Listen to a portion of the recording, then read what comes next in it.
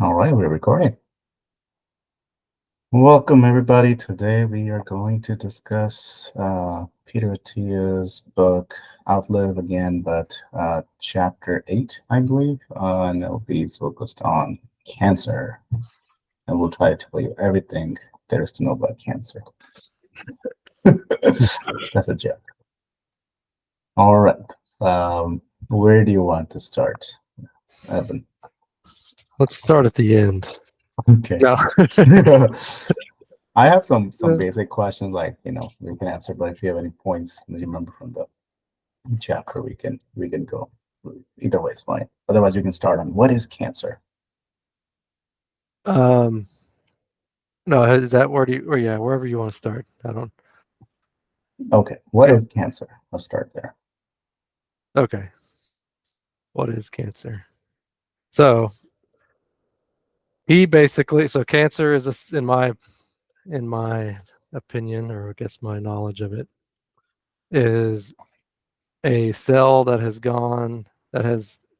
developed some genetic mutation.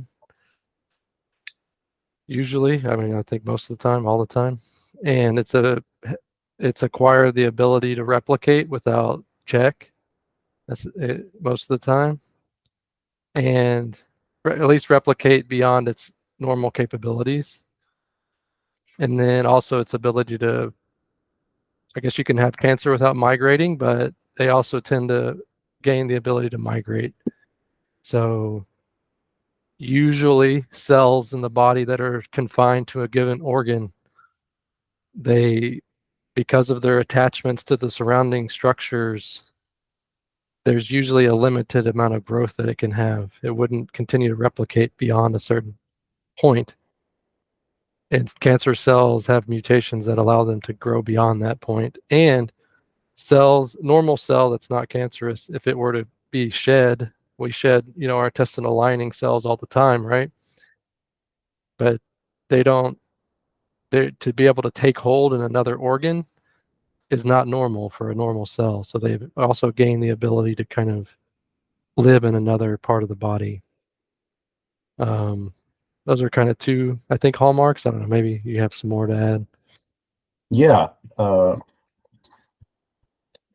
there we go. Okay, I agree. The way I think about it, the only thing I'll add is, um, well, growth is a big part of um, life.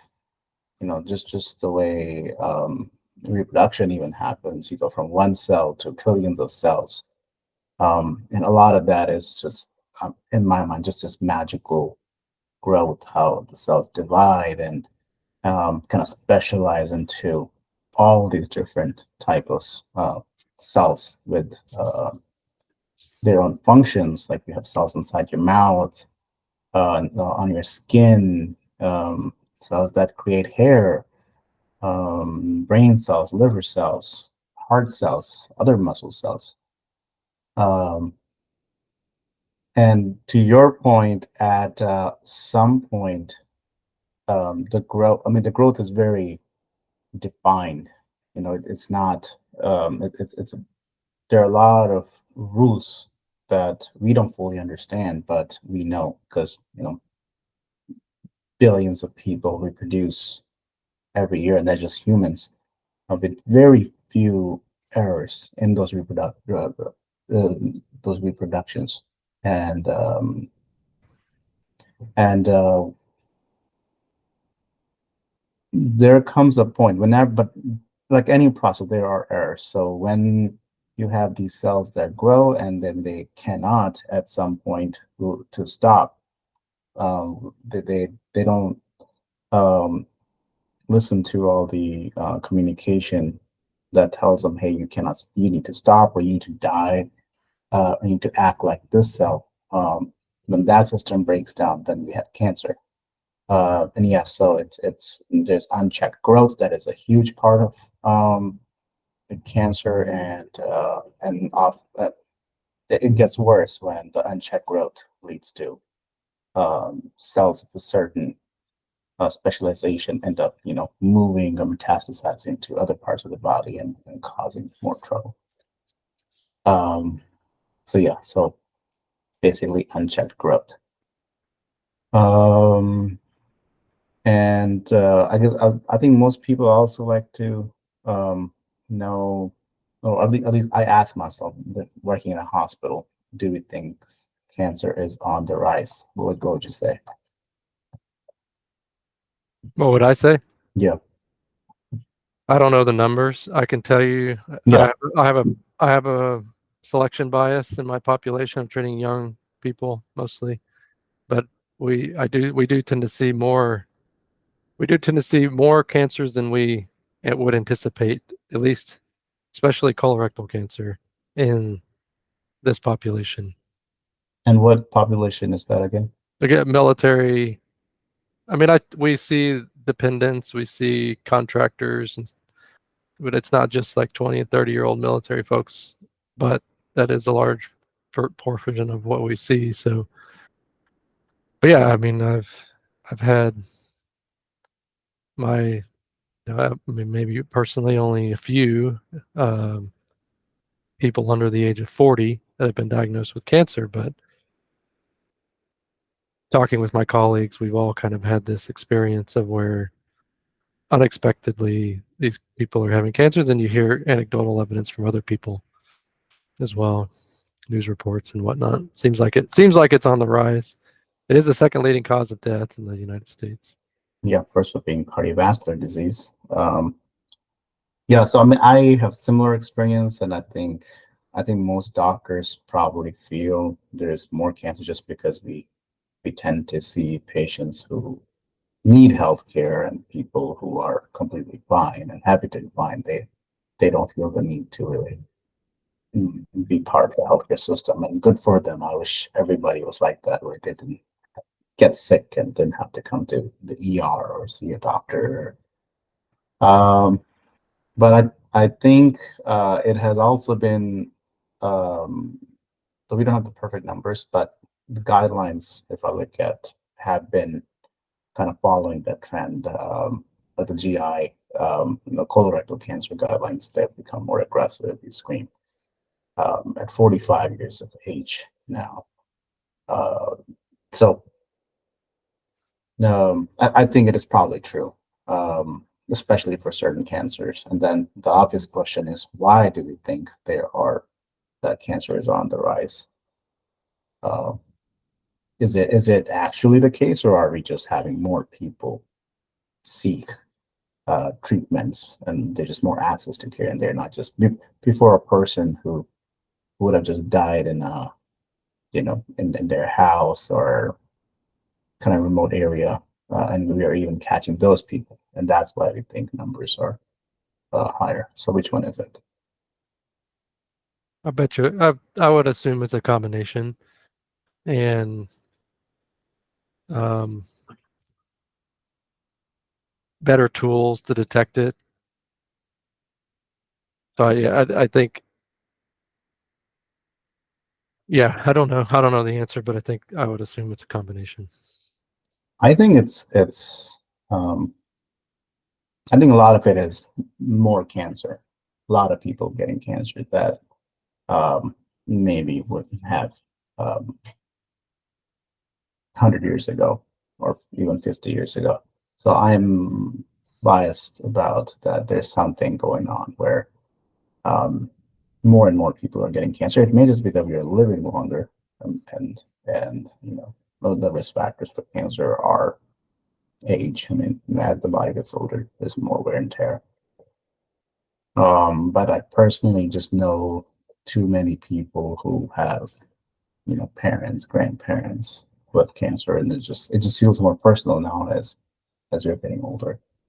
Um, so and I'm sure a lot of people, if anybody listening to this, they probably know, maybe not their parents, but friends' parents or uncles and aunts, somebody in their community they probably know that has cancer.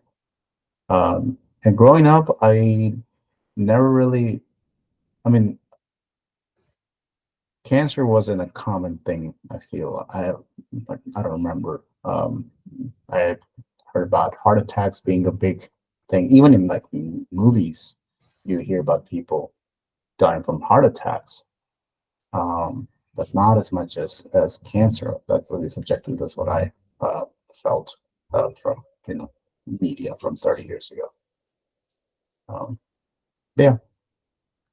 And feel free to interject. Otherwise, I have like a kind of a list of topics I'll cover. And the top 5 cancers that people can probably relate to. Um, which one would you say are the top 5 or 4 or whatever the most common ones are? Lung, Yeah, that's definitely there. breast, colorectal, and maybe cervical. I don't know. I did not pick cervical. I picked those 3 are Skin like the cancer. top 3. Skin was like number 4 in my book, and then prostate I picked, which is kind of um, I think it's common, but it's one of those where the early treatment is controversial. Screening is still a little controversial. And we can kind of dive into each of them, or if you want to interject something, just feel free. I'll interject just that and this will kind of lay out what we may talk about later. But the beginning of the chapter talks about this patient that came into the hospital.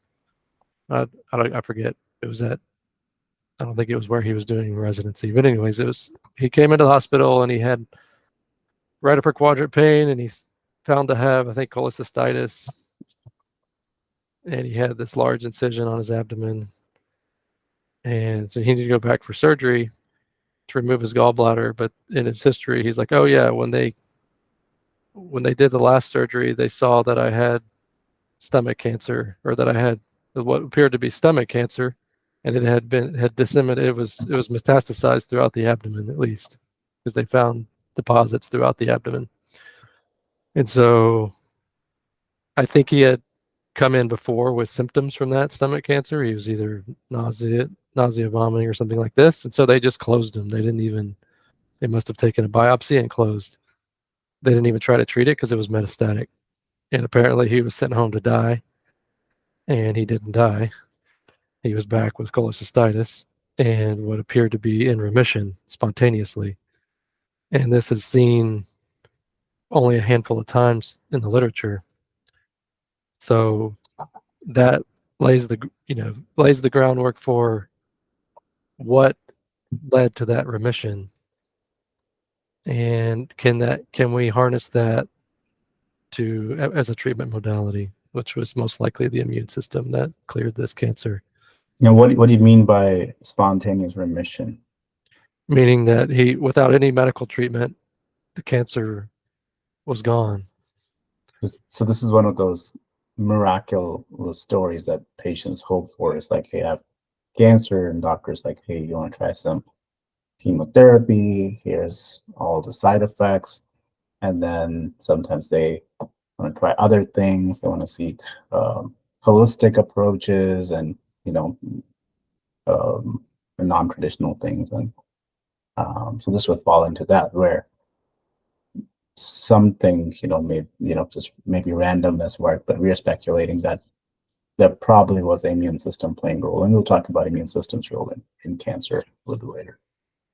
Yeah, and it's like you get a cold. You go in, let's say you get a cold, you go into the ER, you're having symptoms at the time, and they send you home and no treatment, and you get better. Of course, that would not be very noteworthy.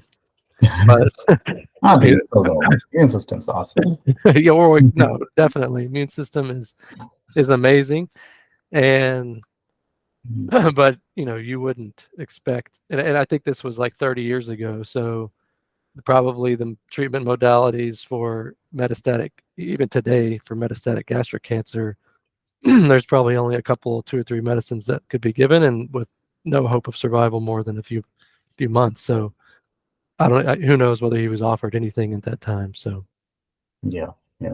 Interesting. Interesting. I hope they continue to track these kind of cases where, it just seems like somebody just heals automatically, without any intervention. And yeah, if I had to think, it probably was the immune system. I don't know what else it could have been, unless it was just a huge medical mix-up of this person never had cancer, and which would be ridiculous, I think. But Right. Yeah.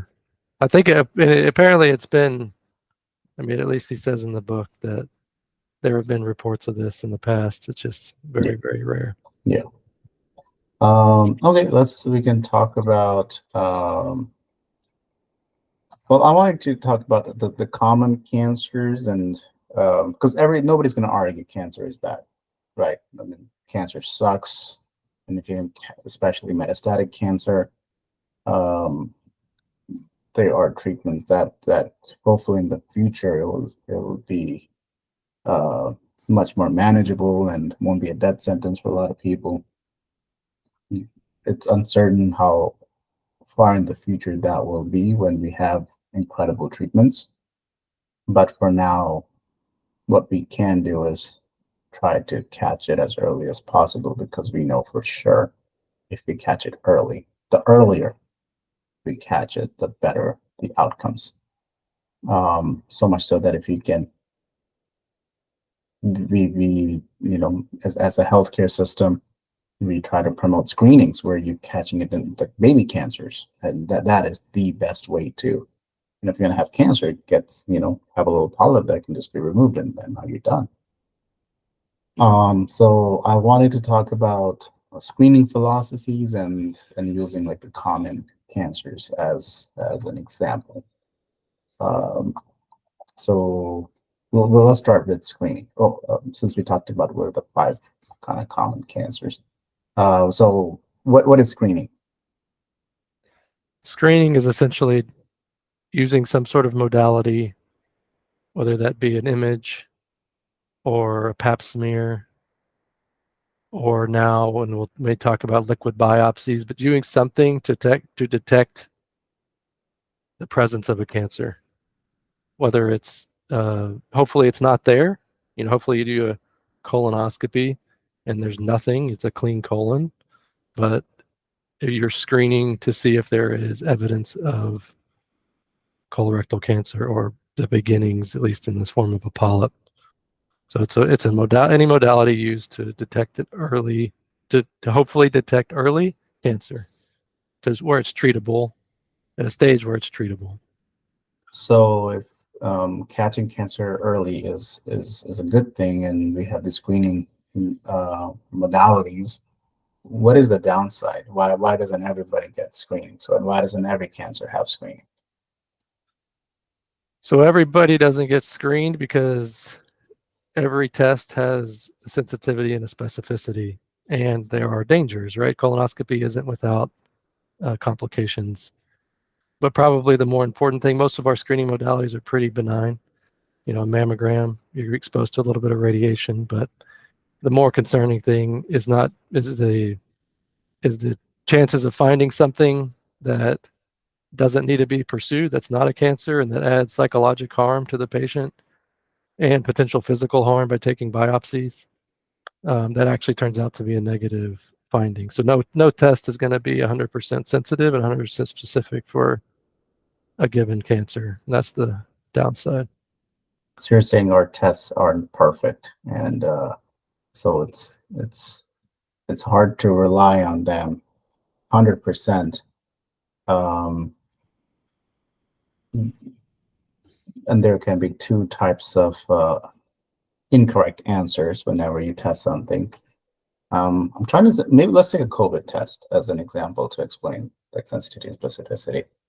Um, like if you have the symptoms of COVID, because typically people use a 2x2 matrix where you have kind of 4 possible outcomes. On one side, you have either you have symptoms or you don't have symptoms. Um, Let me see if I can pull a picture too. So on one side you'll have symptoms, and on the other side you will have a test result. Actually, I don't. Peter Attia likes to use the example of metal detectors at the airport. Oh, okay. Use that example. Go for it. So the metal detector is attempting to find people who have, knives and guns, right, or explosives. But so they have to, then they can change the strength at which those metal detectors will catch something. So you either have your actual values, you either have a gun or you don't have a gun or whatever, some other harmful object. And then your predicted values is the metal detector picking up a gun or not picking up a gun. And you have to, the metal detector, you don't want it going off every time someone goes through with a pin or a watch, but you don't want to miss the gun. So you have to dial in that strength of that detector to stop enough. You're not going to be perfect. You're going to catch some people with watches or with a pen in their pocket or whatever. You do that, and like you said, no test is perfect. It's not going to be able to catch just the guns or just the bad objects. And so you dial in the strength to be able to keep the flow of traffic sufficient, but still be able to catch 99.9% of the bad guys, right? So I don't know if you want to, I guess. Yes. So using your this metaphor, um, yes, the test can be improved. You could have innovations in a metal detector technology, and ultimately, theoretically, you could have the perfect metal detector that detects every gun and ignores every pen or a benign object. But it's really difficult to do that in medicine and a lot of other fields, actually. So the choice um, doctors have, or is we have to set the threshold somewhere. Either you have to be okay missing, failing to detect some guns in this metaphor, or you have to be okay causing a lot of false positive alarms where people are being alarm goes off and it's just a pen. So you have to, it's either or. I mean, you have to pick your poison, I guess, in this case. And most in the metal detector example, you're trying to really avoid a gun, so we will inconvenience people. We'll probably set it to oversensitive, where it's going to beep even if you have a small pen or belt on, because we really, really don't want to miss that gun. And in this case, I mean, yeah, it's so sensitive. Someone has it goes off someone's wearing a belt, no big deal. They just go remove the belt.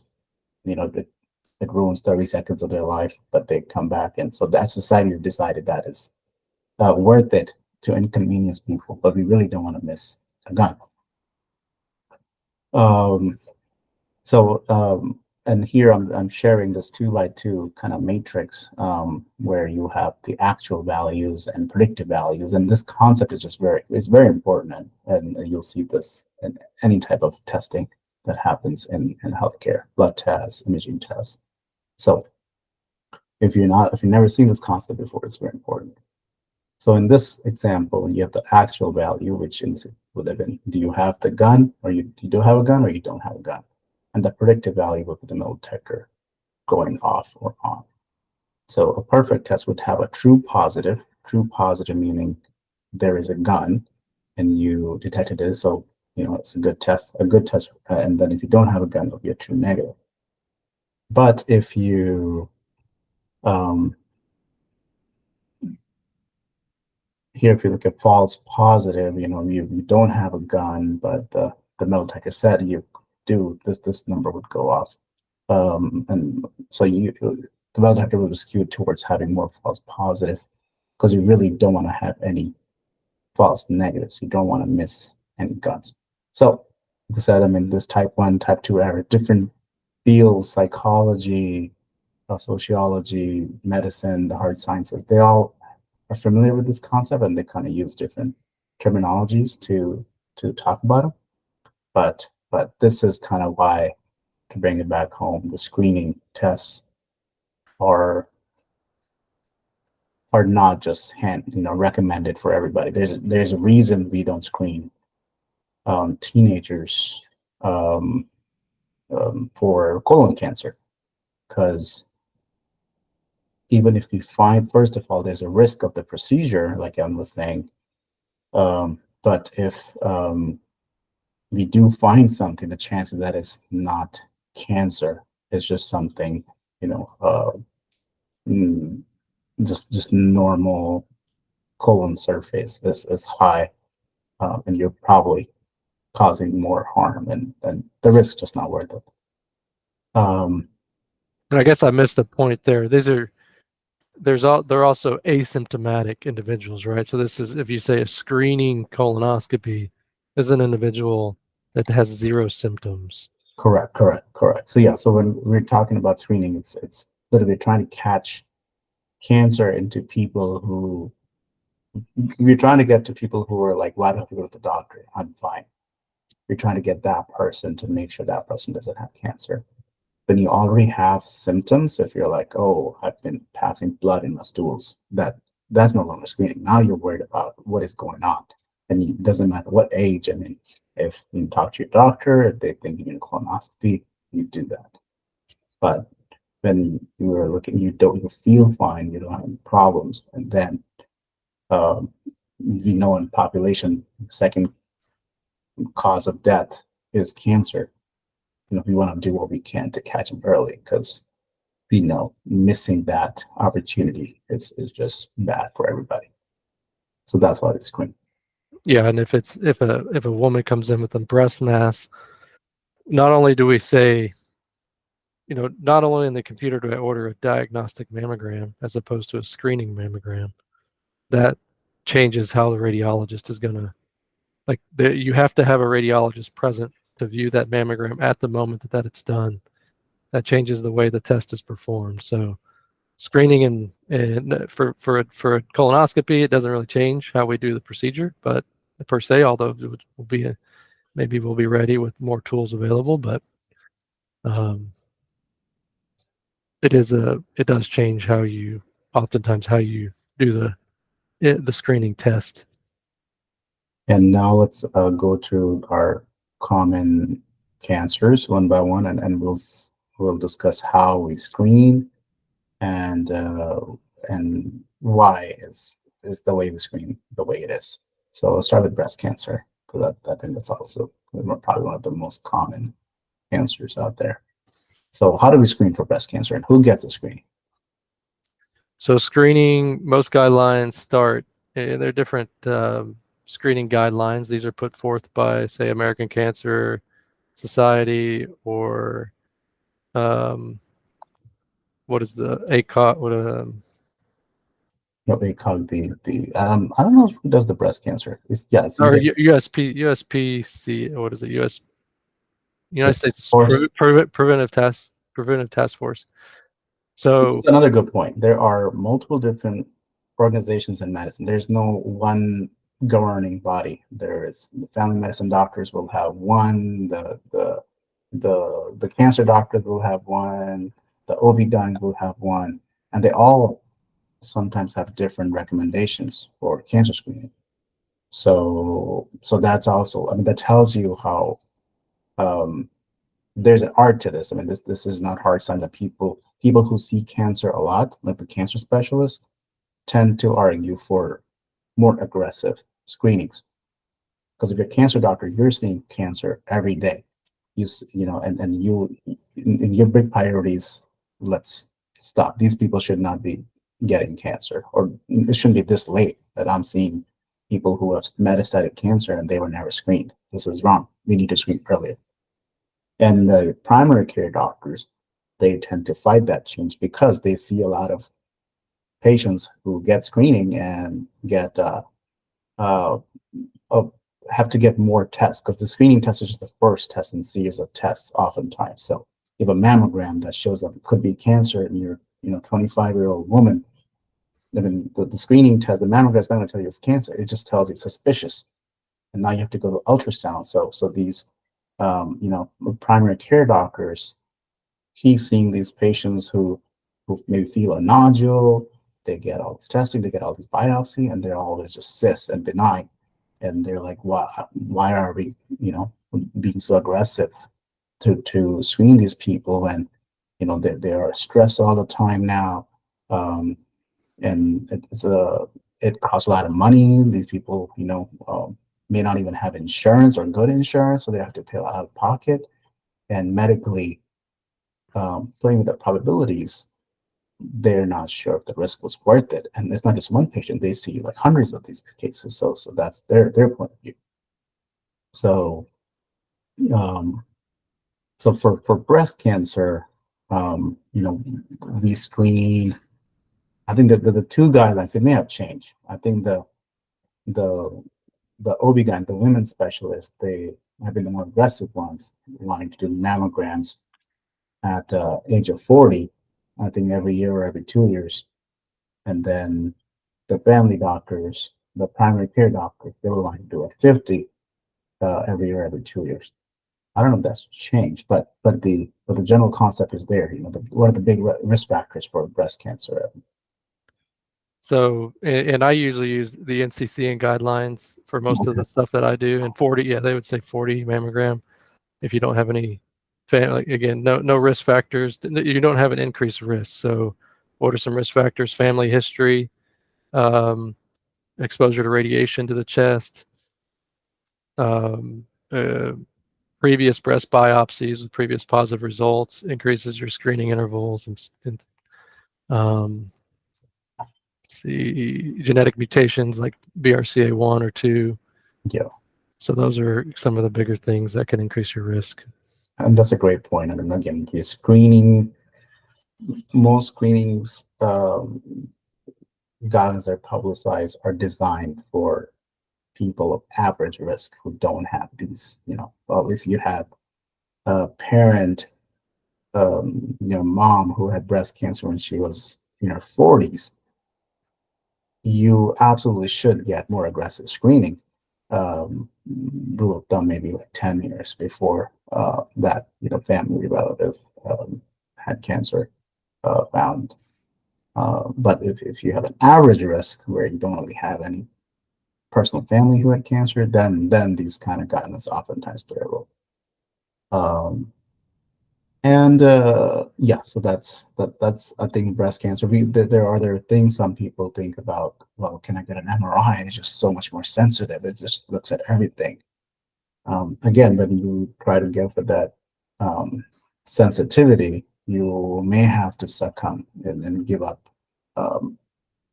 some specificity. So you may have to subject yourself to more alarms that may not be real. Plus, and there's added cost from a society level. MRI may actually, some will argue, it may be overall a better test if price is the same. It may be a test that has better sensitivity and better specificity. It's overall a better test. But when you're trying to make policy for, hundreds of millions of people, you can't justify doing an MRI because it's a slower test. It's a lot of added cost. But if if the mammogram is positive, then you do things like ultrasound, maybe MRI, biopsy. Actually, it's a pretty big part of it. So yeah, so breast cancer, very common cancer, and good thing is we actually have a reasonably well practiced screening test, so which is good, and oftentimes paid for insurance, at least the first one. Yeah, most insurance will cover. Actually, by law, in America, insurance companies are required to cover screening tests for cancers. And outside of America, though, I don't know how different healthcare systems work. I don't think screening outside, maybe in Europe they probably do screening, but Asia and Africa, I don't think they're that big part of the healthcare system. Yeah, I'm not sure about, you mean for breast and specifically? Yeah, I guess, general statement about cancer screening, but yeah. I don't know. In Korea, I know that they're actually a little more aggressive, I would say, at least for the at least for GI cancers. I mean, Really? yeah, they include upper endoscopy, which we don't, and it's not uncommon for them to get upper and lower scopes. I don't know the exact guidelines for the breast and cervical, but I think they're pretty aggressive about doing it starting earlier, is my general knowledge of it. And that makes sense that they do upper. So, I mean, we can talk about when we go into colon, because I think there's more gastric cancer in Asia. Right. Okay, so we kind of what we did for breast. Let's try to discuss lung. So we said lung cancer is one of the common ones. Simply because it's common, we want to see if we can have screening for it, because it doesn't make sense to screen for things where they're super rare. That's, it doesn't make your test you'll never be able to know if it's a good test or not, and you won't know what to believe.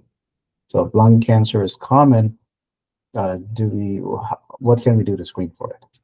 So I would say one other thing about breast, Okay. the things like breast and colon are great to screen for because they're relatively treatable at early stage. So stage 1 or stage 2 breast and colon cancer have fantastic survival rates with surgery, whereas stage 3 or 4, you're going way down in your survival. So it's very important to screen for those. Whereas probably any cancer at stage 4 is going to be fairly deadly, but we have good screening methods, and if we catch it early, you can have very good results. So I don't know that you can say the same thing about lung cancer, for example. I'm not real sure. I don't do lung cancer, so I'm not as up to date with it. But I would say, so for screening for lung cancer, it's low dose CT scan, depending on your and even X-ray, chest X-ray, depending on your smoking history.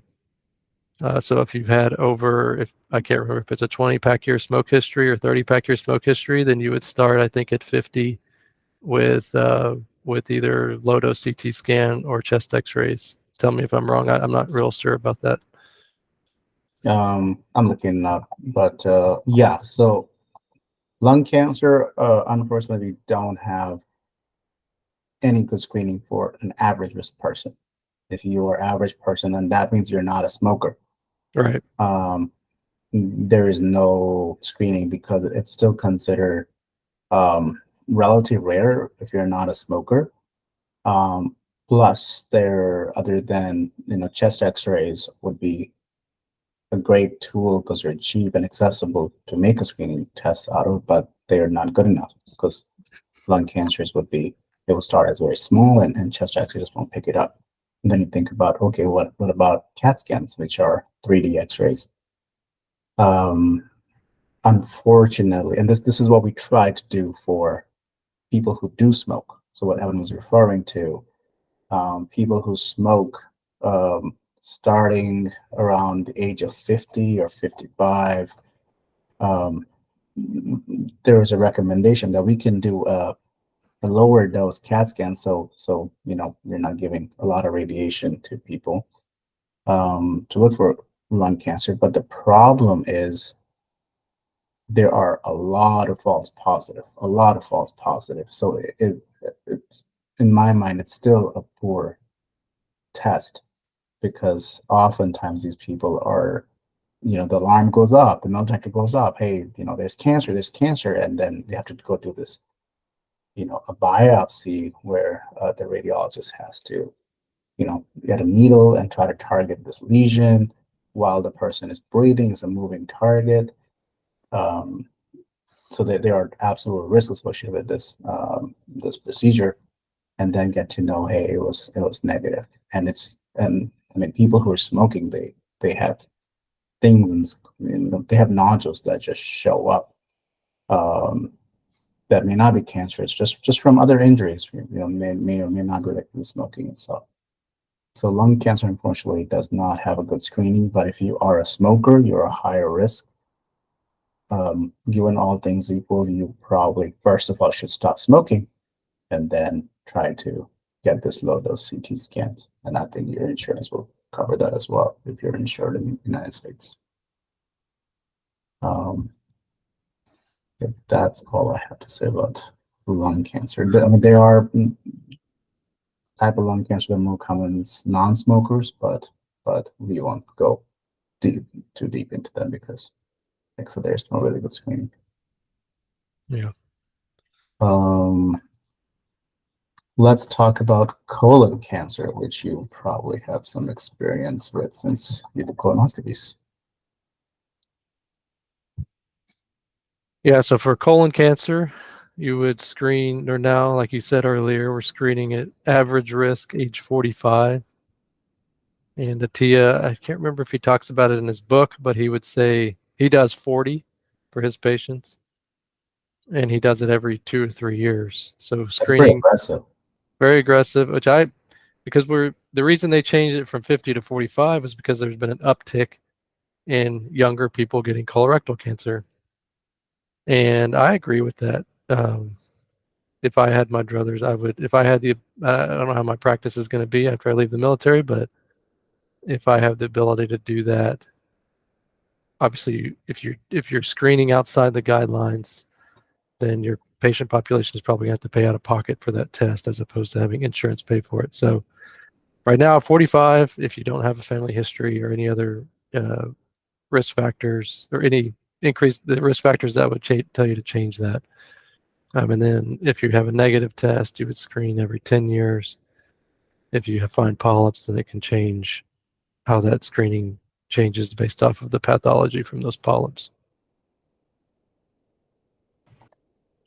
And isn't the actual guidelines for colon cancer every 10 years, or has that also changed? Every 10 if you have a negative test. Average risk. Okay. So And you could do, and that we didn't, that's colonoscopy. There are other methods. You can do Cologuard, you can do FIT test, even guaiac blood test, stool blood test. So these are legitimate modalities to screen as opposed to doing a colonoscopy. But if you get a positive one, if you get a positive test on any of those, then you should get a colonoscopy. It's funny how like some things like lung cancer doesn't have much screening, and breast cancer has kind of mammogram, and some people will pay out of pocket for like ultrasounds and other things.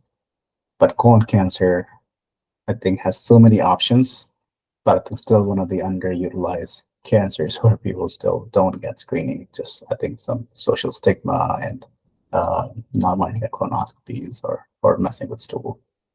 So maybe we can go into what are the most common accessible screening tests for colon cancer and how do they work? How do you mean? Like, what does a colonoscopy entail? What is a FIT test? So the colonoscopy is a day procedure, in and out the same day. You're going to have to do a prep. You're going to have to take basically the day before your procedure, you're going to have to clear out your colon. You're only going to drink clear liquids, and you're going to take a substance that's a large volume of a laxative to clear out your colon, which is the worst part for the patient. Basically getting all the stool out, so whenever someone goes in with a camera, they can look and understand what they're looking at. So passing the camera from the end to the beginning of the colon and inflating it with CO2 or air, and then withdrawing, taking biopsies or polyps as needed. The FIT test is fecal immunohistochemistry test, is what it stands for. That is testing the stool for blood, but it can't really tell you. Let's see. So the difference between that one and the what am I thinking of?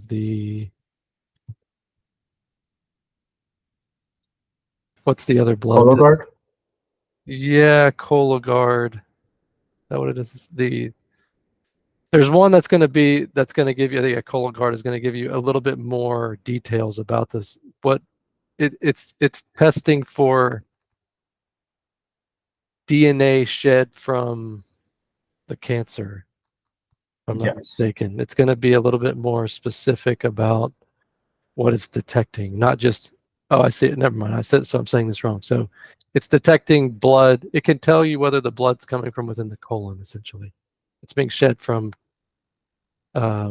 colon cancer cells, whereas opposed to a fit test may be positive if the blood's coming from some other source, as opposed to a cancer source. And then there's guaiac tests, which are just, again, testing for blood. This could be coming from anywhere in the GI tract. We didn't mention CT colonography, which is a CT scan of the colon, which also requires a prep. Oh, really? And requires a prep. So that's the downside. And they have to inject contrast from below, which can be discomforting. So that oftentimes, if we do a colonoscopy and the colonoscopy, are not able to complete the colonoscopy either due to patient not tolerating sedation, or they just have such a tortuous colon that we can't pass the scope to the end, we will often try to send that patient for CT colonography the same day because they're already prepped. So that gives us, at least we're able to kind of use another modality.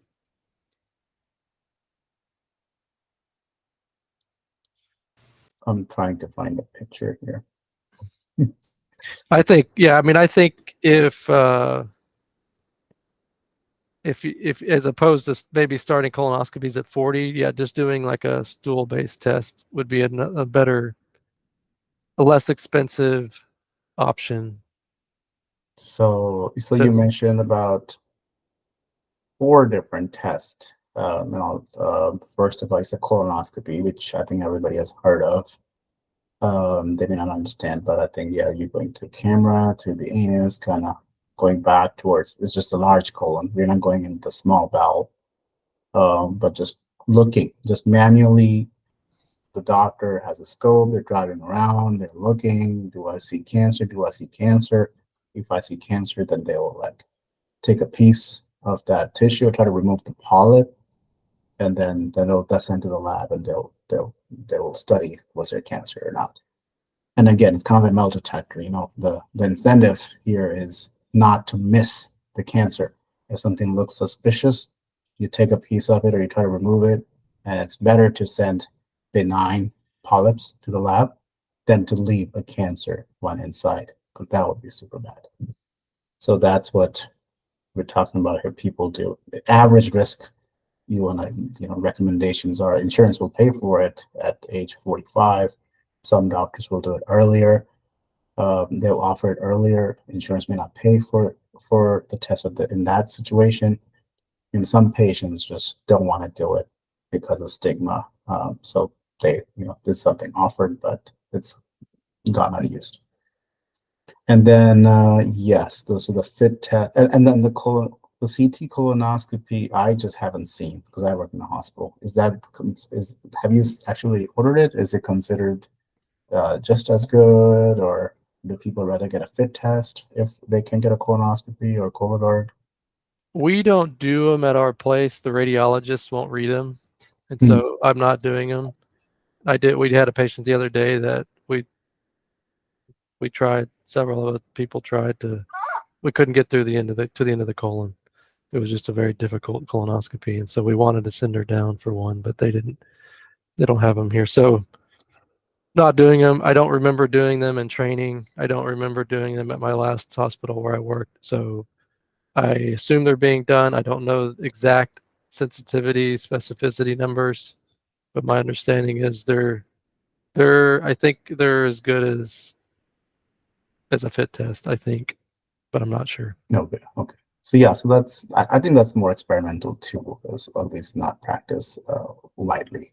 Because I mean, if someone's going to do the prep and all that stuff, might as well go. Because the benefit of colonoscopy of all these things are if you see something suspicious, you can actually remove it then and there. And if you're done the prep, then and you're not gonna remember the colonoscopy anyways. Might as well go get it done. And yeah, the other two things, I think the FIT test, technically just looking for blood. So you could have blood in your colon for many different reasons that are not cancerous. And so that's where the false positive, the false alarms will come in, where it's positive, but it's having cancer. Well, we don't know. Let's check. And oftentimes you'll actually be sent to do a colonoscopy in that setting. Right. And the Cologuard is a lot more because a better test of the FIT test and Cologuard. I think you're just taking a sample of the stool, sending it to the lab. And the Cologuard is more specific because it's not just looking for blood; it's actually looking for DNA fragments in the stool that suggest cancer. And again, if that's positive, you're sent to do a colonoscopy to see what we're dealing with. All right. And what are some high-risk populations for colon cancer? We talked about average risk.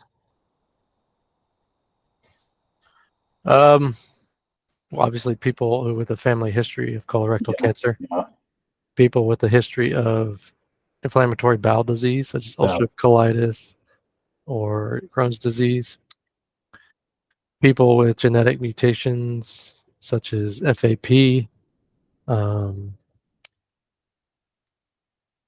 Some of these may be rare, but I think just like what you mentioned, ulcerative colitis and Crohn's, I think those words are probably some people may be aware. So yeah, we do the common sense thing. If you have a risk factor for colon cancer, like ulcerative colitis or Crohn's disease, then recommendations are you get a colonoscopy every year or every other year. No more 10 years, because we know there's inflammation that causes irritation and it's a rating for cancer. So I think it's just simple as that. All right. Anything else would you like to add to colon cancer screening? Get your colonoscopies, folks. That's about it. Yeah, that's a good PSA. Skin cancer is the next one on that list. What do you have to say about skin cancer? You're more prone to it than I am. That's true. I certainly do biopsies. General surgeons do skin biopsies and excisions of even melanoma. I don't know if I can tell you the screening is just obviously high risk individual for any of these skin cancers is going to be sun exposure, radiation exposure. Yeah, I think that is the biggest risk factor is UV radiation, sunlight, exposure in people without melanin. So the fair skin individuals with a lot of skin exposure, truck drivers, farmers, like that's like up there. Or for any family history when it comes to things like melanoma. Yeah. But I don't know if there's not really a specific age that I know of that we do screening. No, so skin cancer is because there's no test. The test is eyes. Use your eyes to look. Right. Yeah. So oftentimes it's either I think the spouse is bringing the patient in. Hey, this looks something they notice because as a person you can't really check your own skin everywhere. So oftentimes a family member bringing the patient in. And some people who have heard of, a family member who had skin cancer of any kind or a friend, I find they have a dermatologist or their primary doctor is just a routine. They just go because now they're paranoid. I can get the skin cancer exists and I could get it. So and people just get biopsies. Oh yeah. And some like I've seen the most memorable patients with skin cancer. They're just, I got this biopsy. This every few years there's a biopsy. And then it just feels good. Oh yeah, that one looked cancerous at that time, so I'm glad it was taken care of. So those patients feel it's just so much easier. You can just look at it, and the doctor oftentimes who's doing the you're discussing skin cancer screening with is the one doing the biopsy. So it's just more accessible. I think there's no prep involved. There's no tests involved. There's no X-ray. Because even mammograms, some people will find uncomfortable because the way they have to kind of manipulate the breast.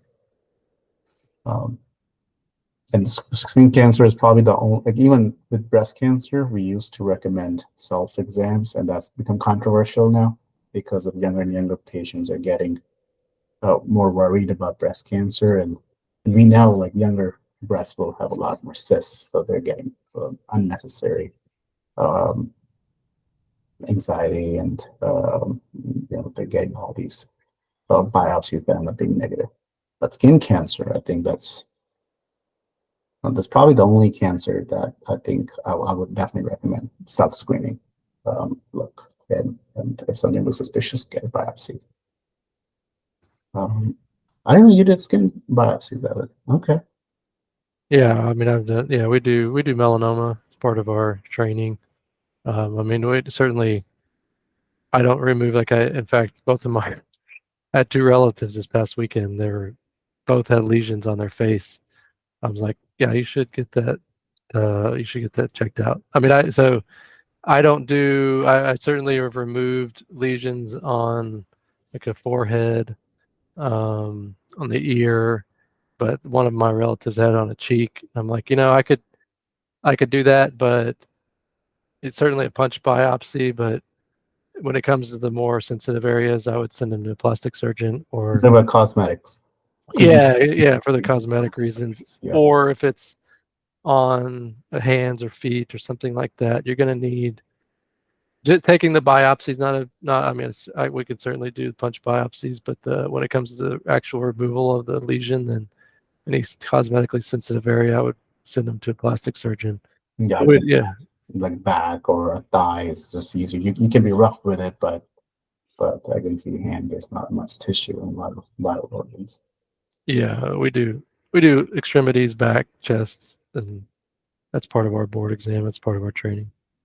And skin cancer may be interesting because I keep hearing about this, the AI talk, where I mean, ultimately it's a picture that can, that if you can have an AI system that can try to, do an accurate job of classifying just based on how the lesion looks on the image, if it's cancer or not cancer. I think that'd be a huge win for skin cancer accessibility, not just in America. I mean, America people are lucky to have, a lot of providers per capita, but things in Eastern European countries or Asian countries where I don't even know what the prevalence is, how common skin cancer is, but something to consider.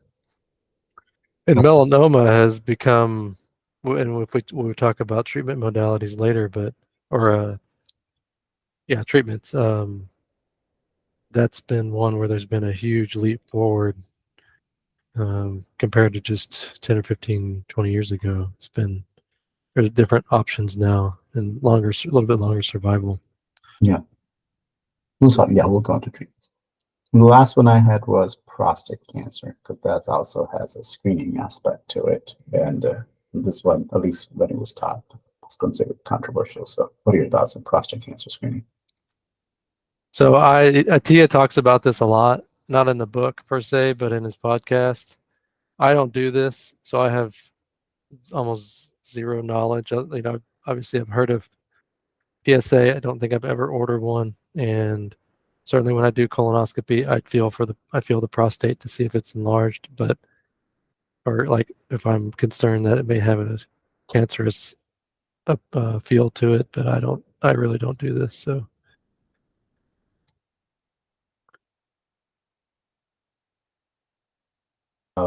yeah, so I mean, at least in medical school, it was taught to us at, I think, somewhere around the age of 60. I mean, prostate cancer, like breast cancer is mostly for women. Men can get breast cancer. It's very rare. Prostate cancer is exclusively for men. Age is a big risk factor. And there is a blood test, PSA, prostate specific antigen. So it's it's a protein marker that comes from the prostate. So people who have prostate cancer technically goes up, and you can look for that. Is the number high or low? The controversy comes from sometimes the number itself may be high if you don't have cancer, and prostate biopsies are painful. I mean, I've never seen one, but I don't even know how they go through the penis for the No, they go through anus.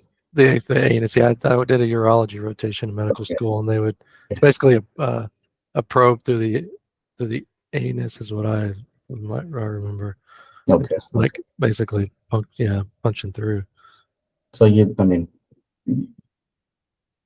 you don't want if someone going through all that and guess what, those negative, you kind of they may feel it was they may think negatively of the healthcare system sometimes. Like if you start if you're not relatively sure, especially when prostate cancer has a reputation of not really being a problem. The common thing to say is prostate cancer exists, but it grows so slowly that the patient will die of other causes, heart attack, accidents, natural causes, whatever that means, before the prostate cancer itself will become an issue and cause death. I've definitely seen patients with very aggressive prostate cancer, but it's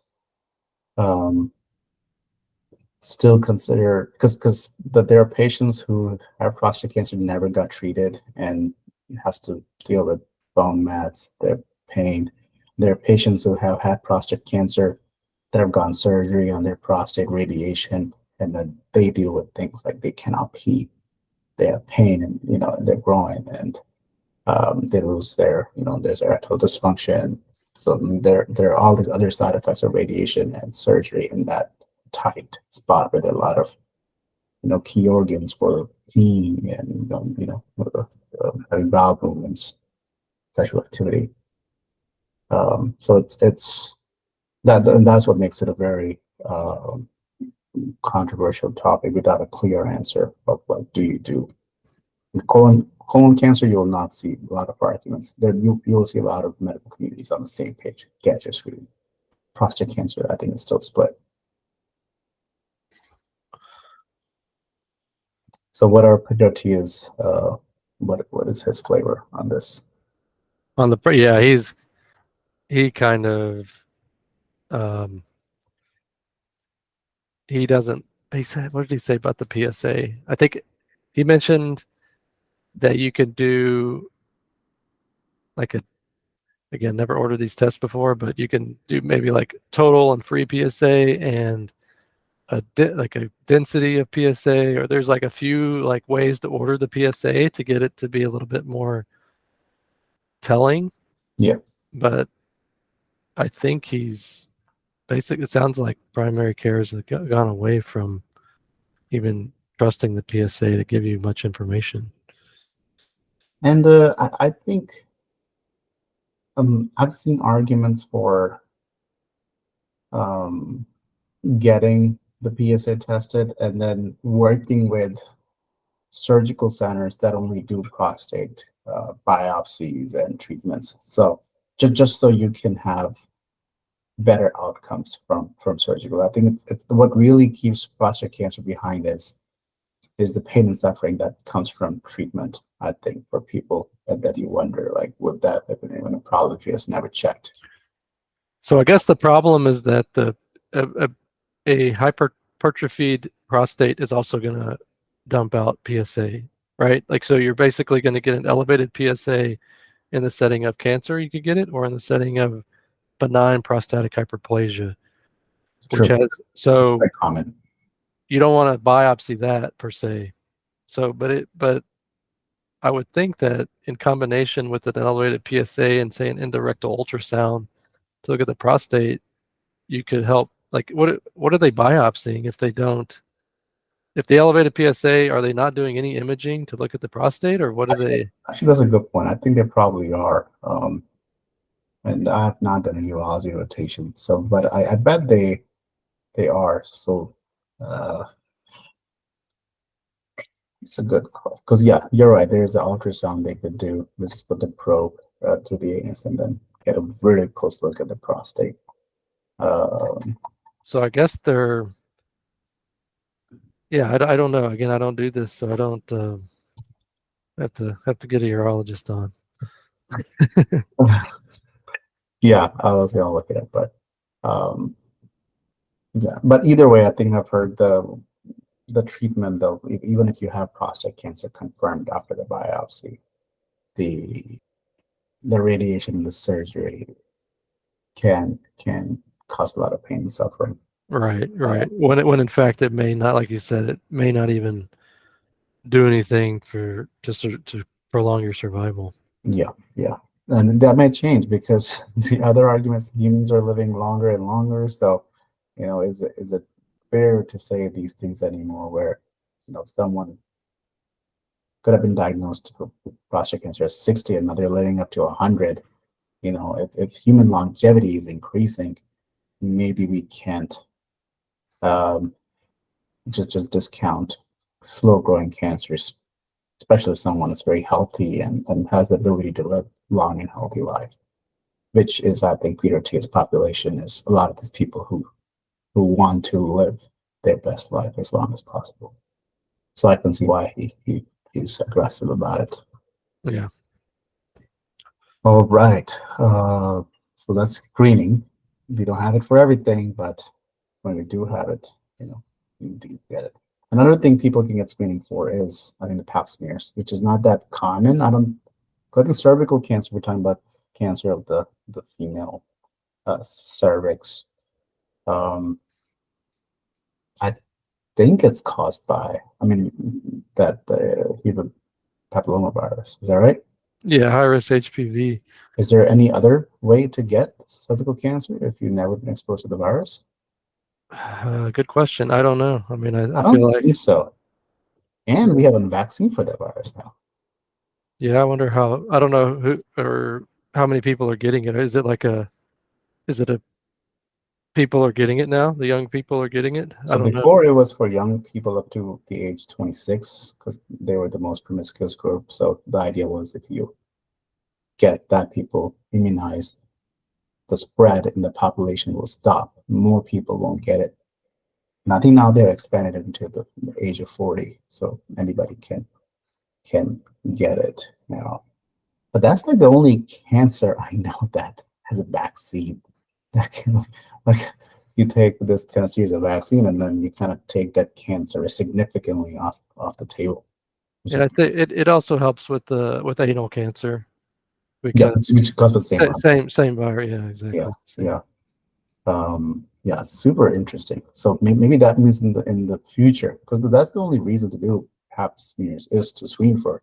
If cervical cancer disappears completely, I don't know if there's a reason to do pap smear anymore. Right. Yeah, I don't know. I don't. And I don't think either of us do pap smears, so maybe not the best people. What would we do? I guess I do. I've anal paps. I'll do Okay, anal pap smears. Is so not what I'm stuff thinking. like It's like I know I've used the brush, okay. so you basically use the same side of brush and same technique. It's just for like when I do colonoscopies and somebody who has a potential. Oh, interesting. Okay. Next I was gonna try to go into treatments, just general philosophy. I'm not gonna go through treatment like deep dive, but what it means to look into treatment options for cancer.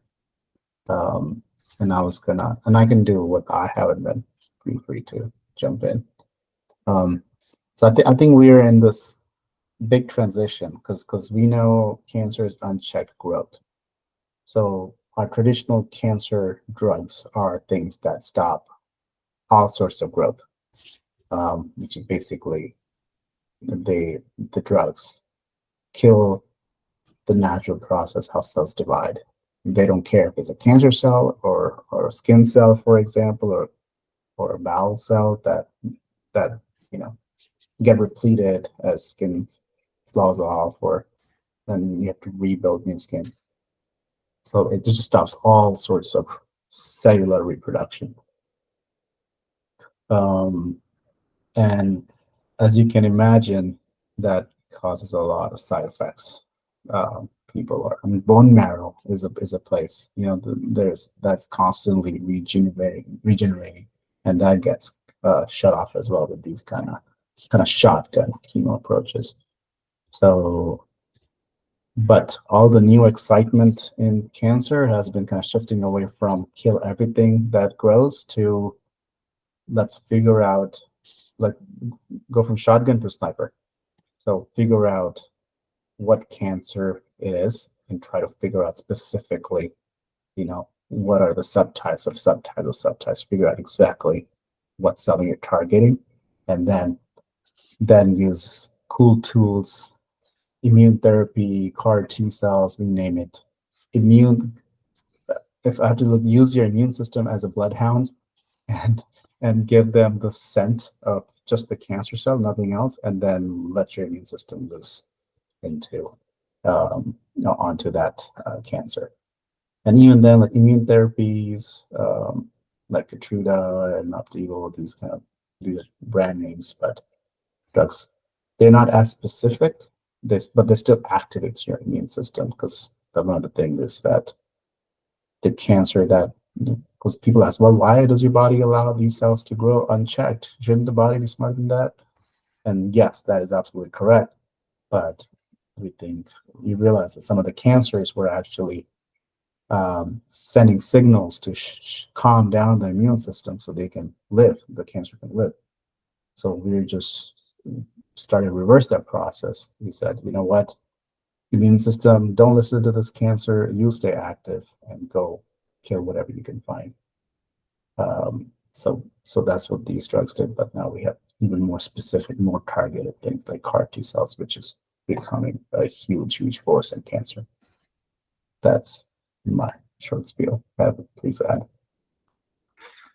Well, I find this topic extremely interesting. Yes. I've always been fascinated by cellular biology, molecular biology, Yes. cancer biology, and it sounds like we've been, for a long time, we've had a war on cancer, and I feel like we've been on the edge of curing cancer, or we've had the thought that we could cure cancer for a long time, but we just haven't been able to do it. And I'm excited now with what's going on now in the immune therapy and using what we've learned in the past genetically to target the cancers.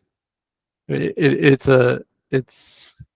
sobering to know that over the last 40 years, we're basically changing. Attia says this, he says it better than I'll say it, but basically we've learned a lot about cancer, and yet our treatments over the last 40 years we're talking about prolonging 5-year survival for some of these cancers by months, right? Weeks to months.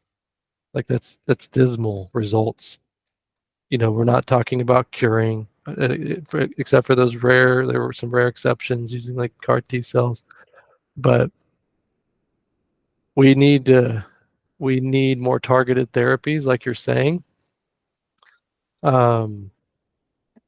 And I think that I'm optimistic that in our lifetime we're going to be able to, I don't know if I would say cure cancer, but we're going to make big strides. We already are. So he does talk about one fascinating thing he talks about. So there are these scientists that found 2 hallmarks of cancer, being that the way they utilize glucose, almost exclusively glucose, and they do it with anaerobic respiration, producing tons of lactate.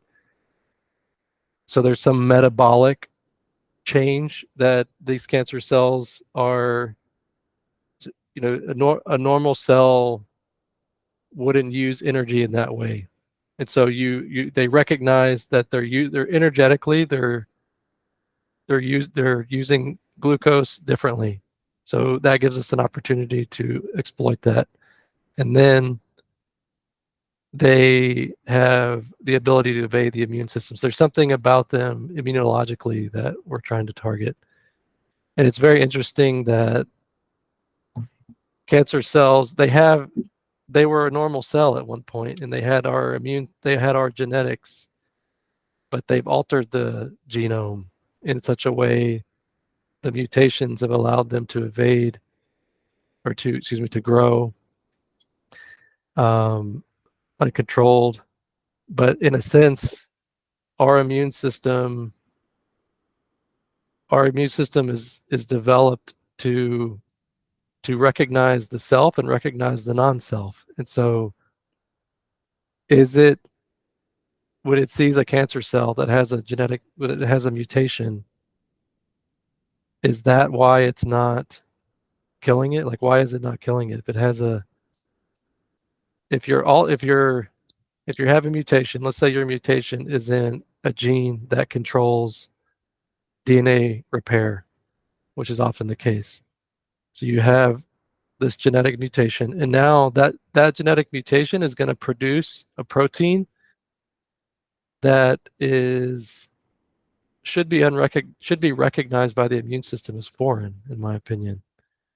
So I'm not sure why. I think there's a lot of cases where the cancer is being detected by the immune system, but for whatever reason, it's creating a microenvironment that doesn't allow it to kill the cancer. Again, like utilizing glucose anaerobically and producing an acidic environment where immune cells just don't function as well.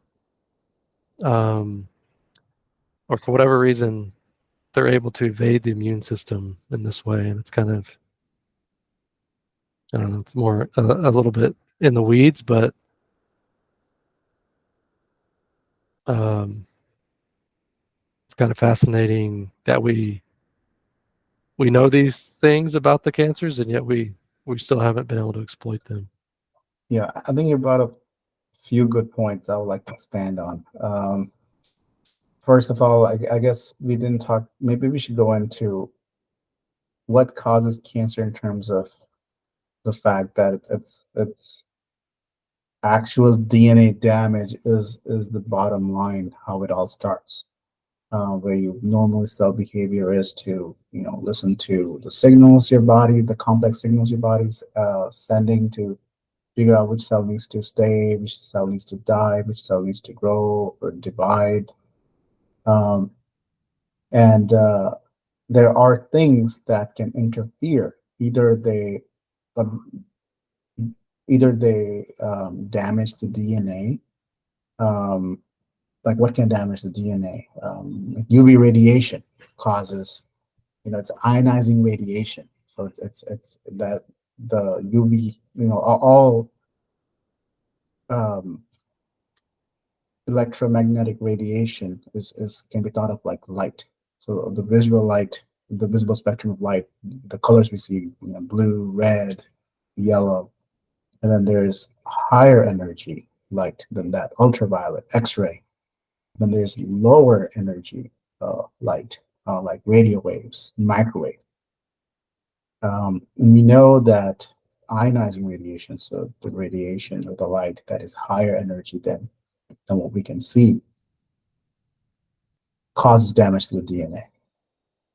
And the lower ones do not cause damage to the DNA. So this is why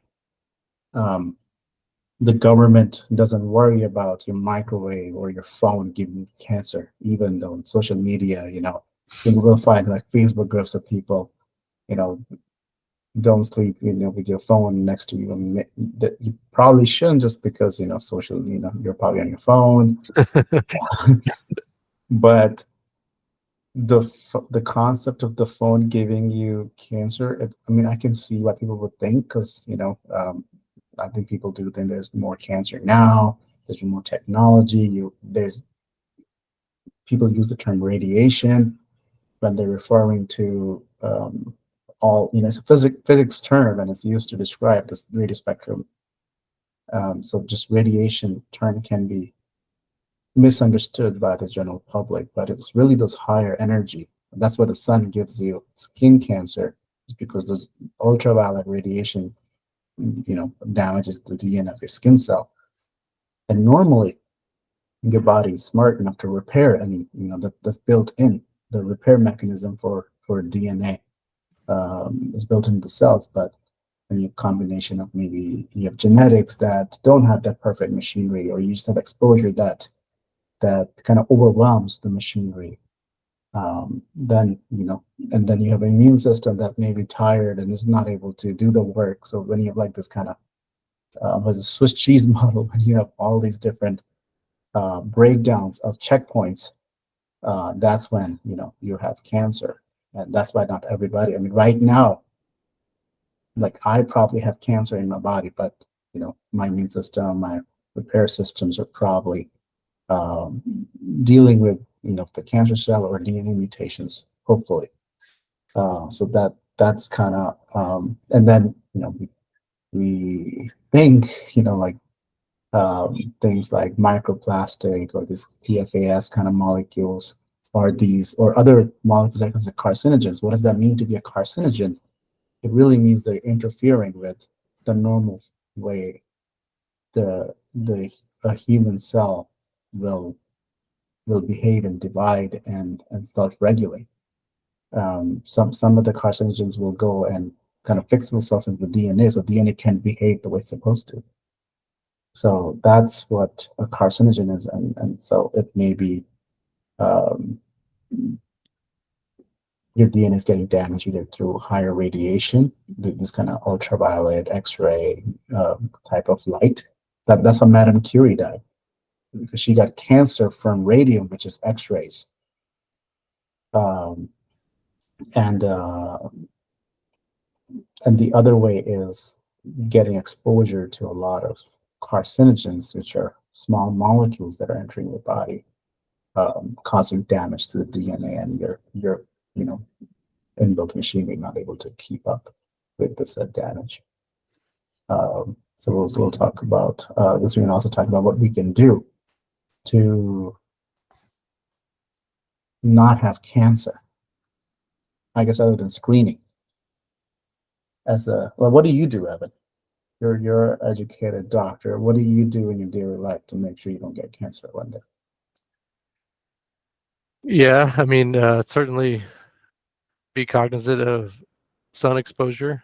Okay. I think what can I do? Yeah, so sun exposure, since I like to work out earlier in the day, or maybe in the evening when the sun's not so intense.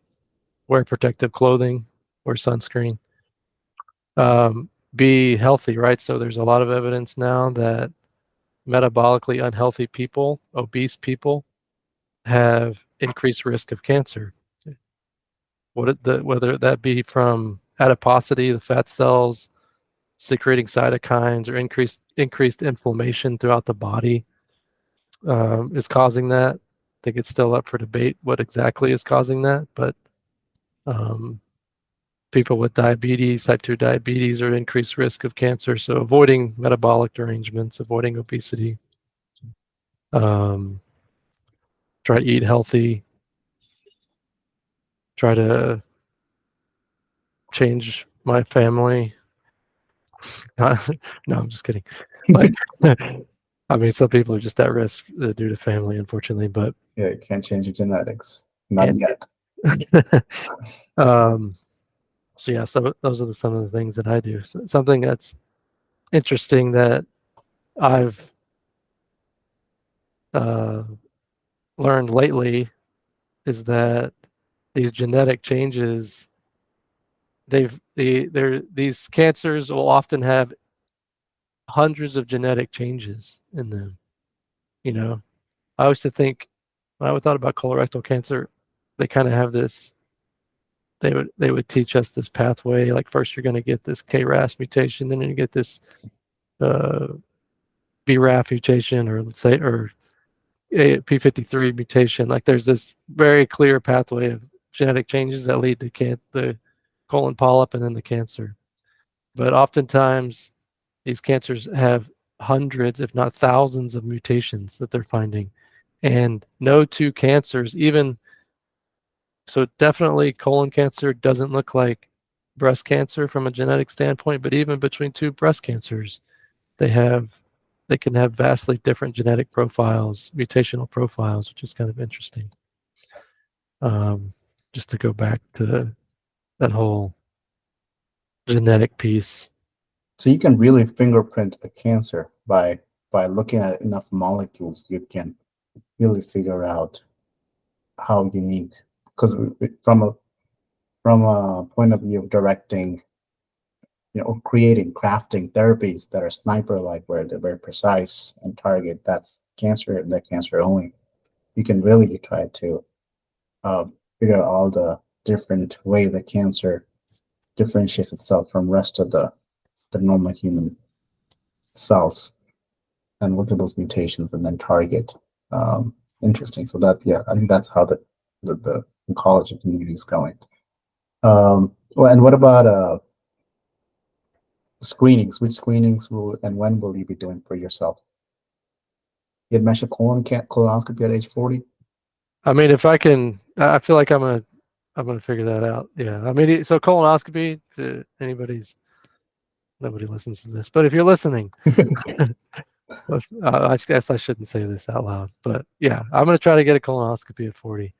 Okay. Other screenings. What else is there? Are you going to get prostate cancer screening, you think? Are you going to get Okay. And that may change too. I mean, in 10 years, maybe there's a breakthrough in either the screening of the cancer or the treatments or something. The one that I worry about is pancreatic cancer. Colon cancer, yeah, I think that's a very low-hanging fruit and for a fairly benign modality. That seems obvious, like we should be doing more of it. I just don't see why. I mean, easy for me to say, but I just think we should do more of it. But pancreatic cancer, which we don't screen for at all, and it almost universally shows up when it's too late. Like that's the one that I'm like, we got to figure something out there. And that's where we talk about liquid biopsies, when we'll talk about that later maybe. But why do you worry about pancreatic cancer, and why does it show up almost always super late? It's good for whatever reason, because of its location, I guess. It tends to show up the time it shows up. You usually don't feel a whole lot, and then it's reached a size that is unresectable because of its location so close to so many vital vascular structures that you can't resect it beyond after a certain point. And after oftentimes it's spread by the time it's found. So people just are asymptomatic until it's too late. Yeah. I think it's just so deep in the body because I think breast cancer has the benefit that breast is relatively confined space. You'll see as it grows. If you have brain cancer, I mean, you'll see as it'll break something as it's growing. Pancreatic cancer can grow without breaking something for a long period of time, and oftentimes when you find it, it's because it's very bad. I think ovarian cancer is very similar because these are deep organs that can grow into the abdominal space without causing a lot of damage.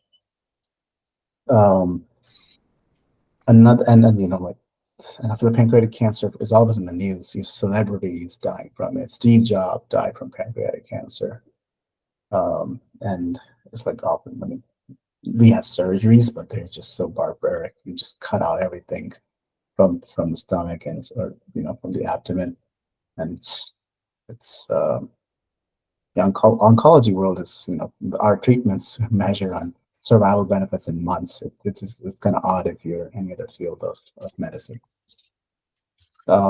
He did mention that he had a friend.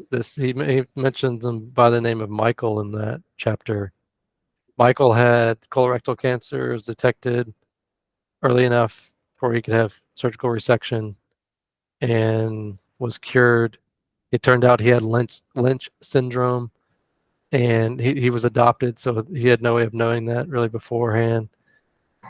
And so he goes from having cancer, getting cured, and then 5 years later he gets pancreatic cancer, and uncurable or unresectable, shouldn't say uncurable, because he was a candidate because he had Lynch, essentially. I think because of the genetic profile, he was a candidate for Keytruda, and it cleared. He went into remission with Keytruda, like survived two cancers. Insane. Yeah. All right. Let me see what else I have on my. I think lifestyle is like probably the biggest takeaway people can take away. Kind of understand what they can do to reduce their risk of even having cancer.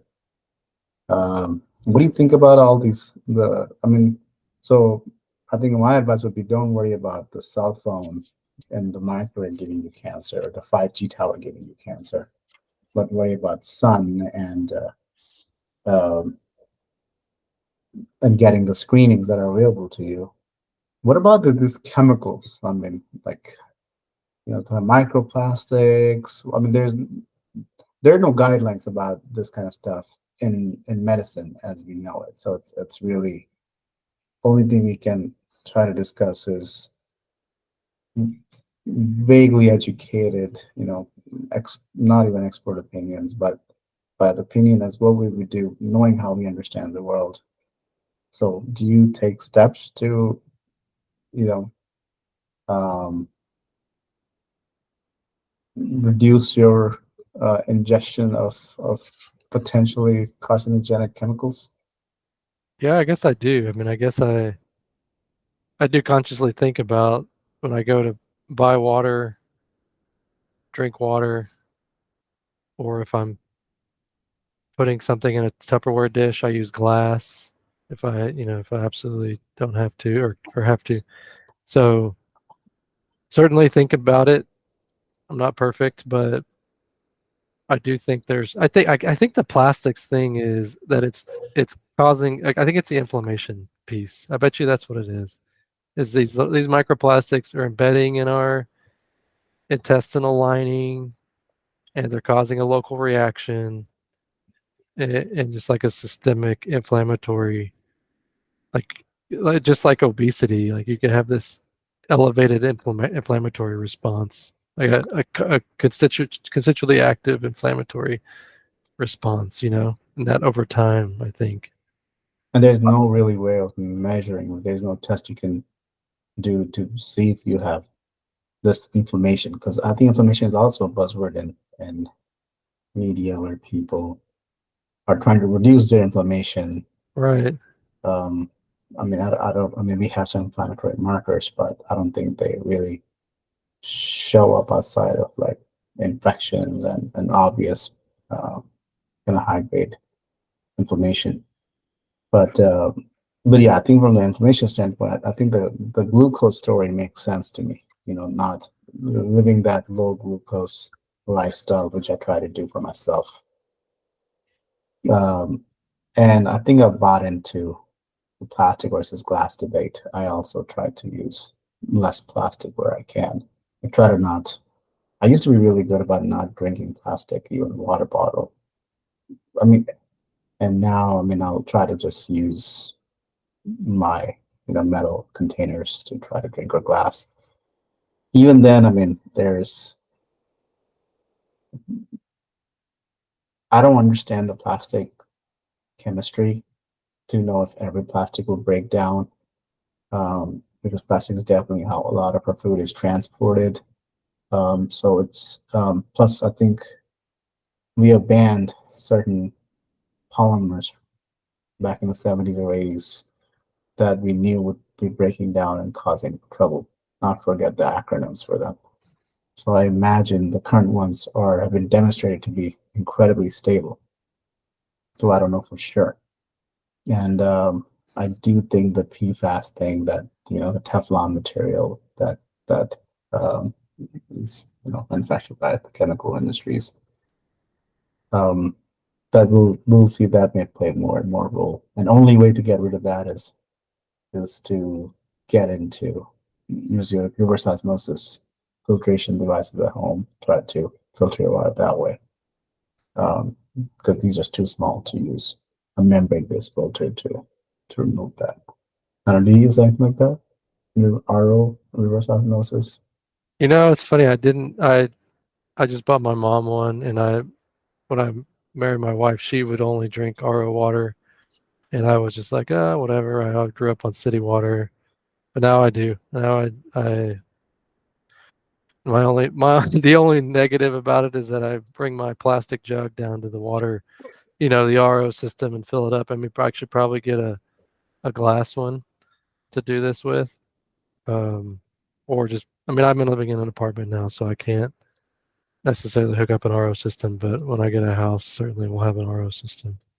And a lot of Asia runs on RO systems just because it's super cheap.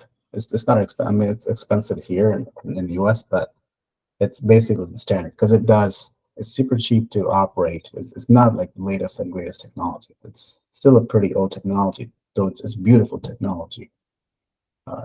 Of how it's kind of like how dialysis machine works with countercurrents and osmosis. But and I say the Asia part because in America, in the Western world, we have relatively sophisticated public water systems from an infectious disease point of view.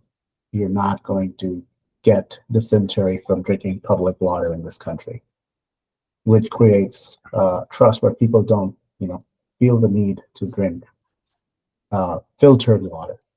But in those countries, it's absolutely necessary to get a filter of some sort, and often it's a marginally more cost to upgrade from the Brita filter to the RO filter in these countries. So people just get the RO, and I think it's ironic that some of these countries that people may be drinking more pure water than in America, just because I think we do an extremely good job of removing all the viruses and giardia and bacteria from the water. But it's really, the question is, are there small molecules that are causing problems? I don't know if it's definitive. So if tomorrow someone says, hey, there's absolutely the study comes and PFS absolutely don't cause any cancer, I wouldn't be, I mean, I'll accept that fact, but it's just from the information we have today, is it, even if you're wrong about plastic, is it kind of like worth taking the risk? Because we know glass is pretty inert. Glass doesn't give you cancer. Steel doesn't give you cancer. And reverse osmosis water, the only downside would be your water may be too pure of water, meaning it may actually be, our body is designed to drink water with solutes, so maybe it's too much of a pure H2O water. But I think it may still be, because there are only so many things we can do. It may be worth it, though. I'll caution saying I don't know how much the benefit is. I don't drink RO water here at home, but at work we have one of those dispenser machines, which still is a big, multi-gallon plastic jug of RO water. I mean, every water bottle is RO water.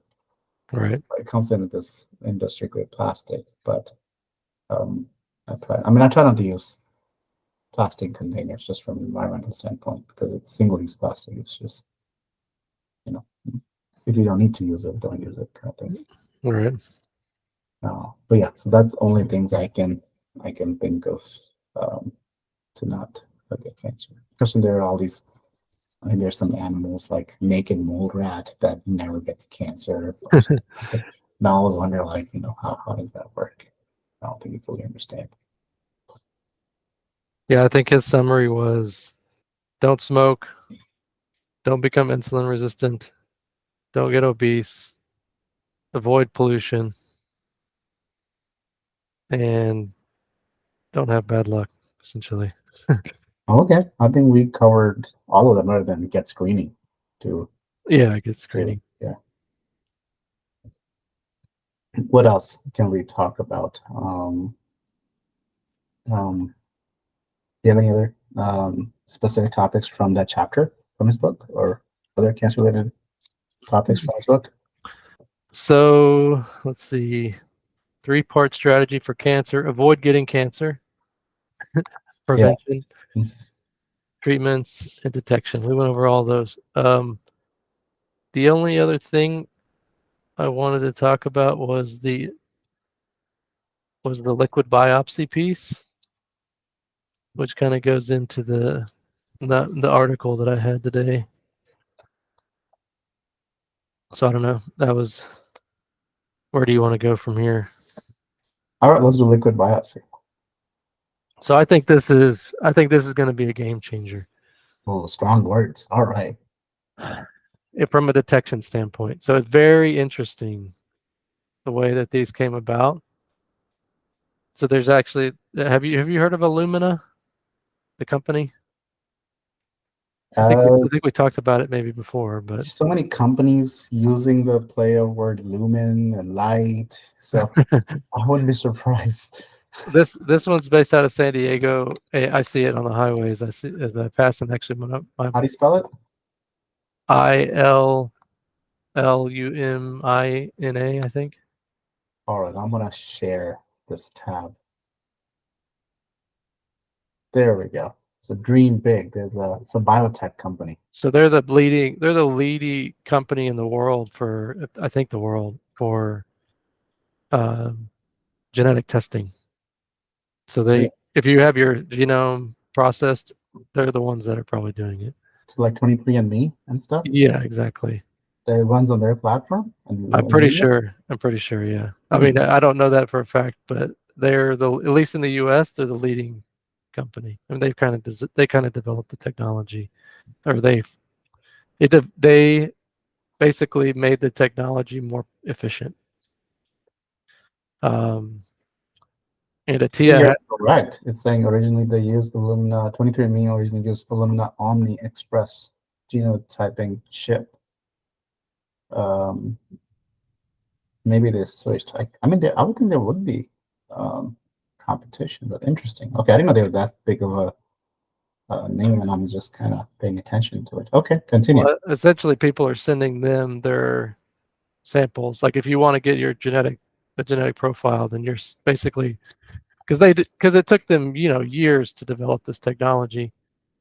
So I would imagine that it would, if any other company just getting into the industry would be, you may as well, for someone like 23andMe, that's not their thing. Their thing was more of just getting everybody tested, or like a new, what, anyways, I digress. So Attia had a classmate that was MD PhD, I think, that was a part of Illumina, and I think he was even a part of the development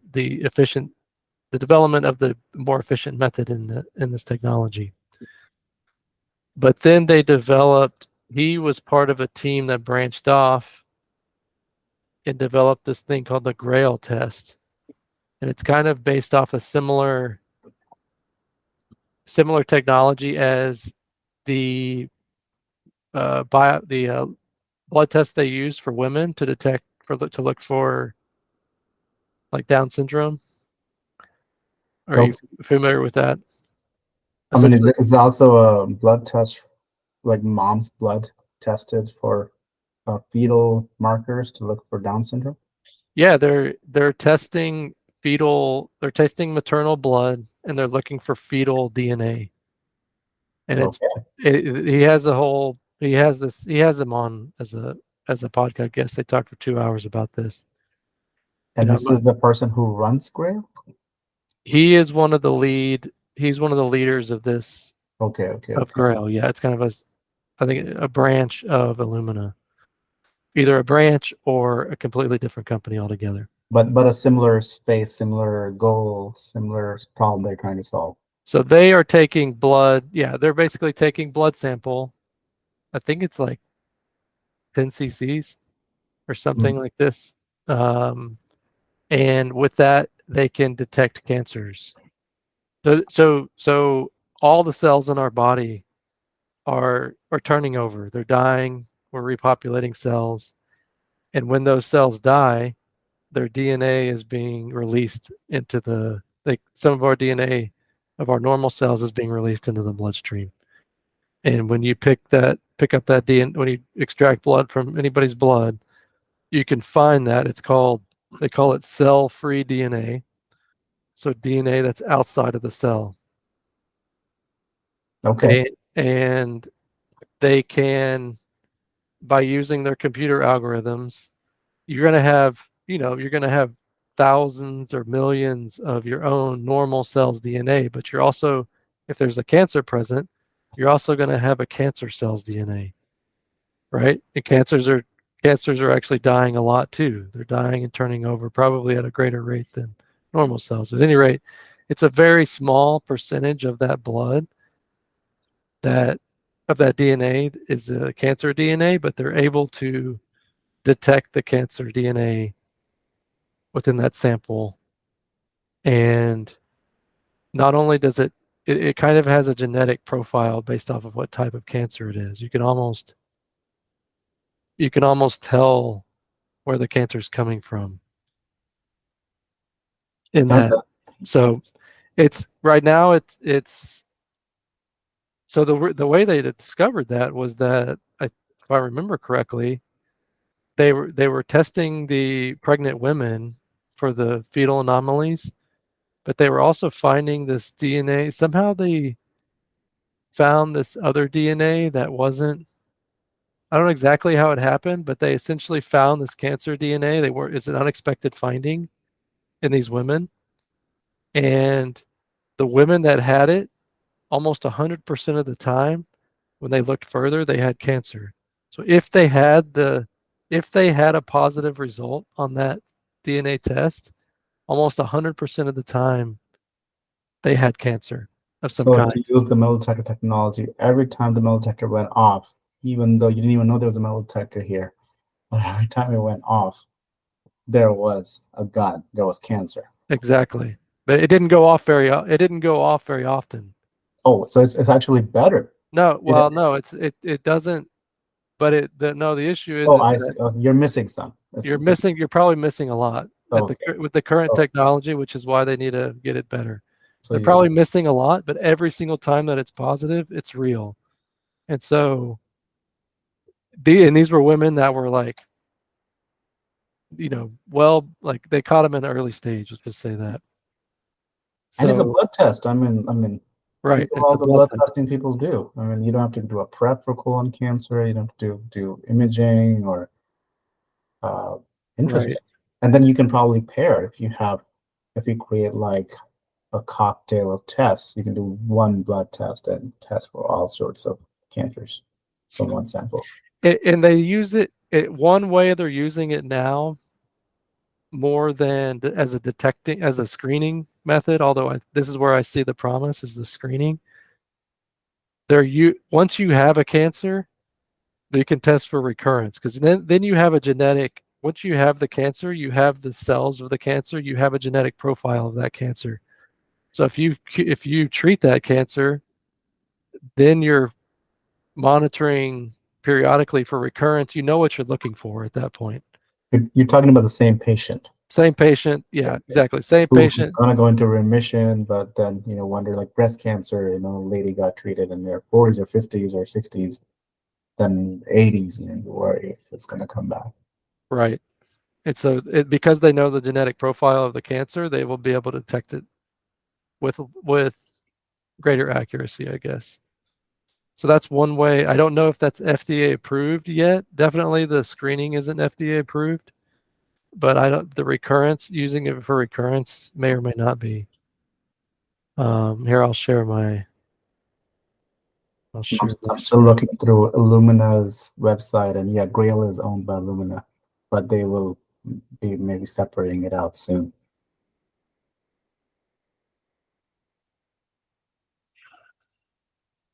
So I'll share this article.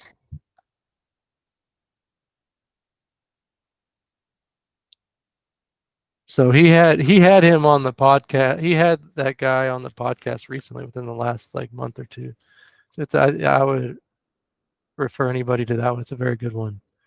But basically, this article goes through talking about several people who had their blood tests. So it's called the Gallery, I guess, the Grail Gallery, I think. Who basically this person took a blood test, 50-year-old who felt fine, no symptoms. Husband urged her to take a test. She got the blood test, the Gallery, came back positive. Got a scan, turned out she had mantle cell lymphoma, and ended up being treated and was in remission. And it's kind of it basically goes through what we talked about, and several other examples of people who had their blood tested and found cancer. So I think from within from what it sounds like, within 5-10 years, I see this being as a thing we can use, FDA approved, and something. That's fascinating. It sounds like you can do it now. You just have to pay for it. Like there was this one. I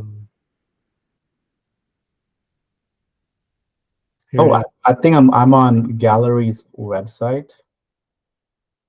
I think you can just pay $1,000. I mean, it's just right, not $1,000. $1,000, but I think you don't have to go through your doctor or patients who are worried. I mean, the only downside would be here. You're giving someone $1,000. I think that's the only downside. If it's just a blood work, I think the risk for a blood test aren't that bad. Yeah, this is some medical practices and employers now provide them. Any patient with a doctor's prescription can get a Gallery test, which costs $949. Princeton University has been offering Gallery to eligible employees for free in a pilot program. Yeah, so you're saying it does require a prescription or doesn't require a prescription? It sounds like this one's saying. I think you don't have to have a prescription. Okay. It may be covered through insurance if you go to your doctor, or your employer. But if you just want to pay cash and not go to a doctor, you can pay about $1,000.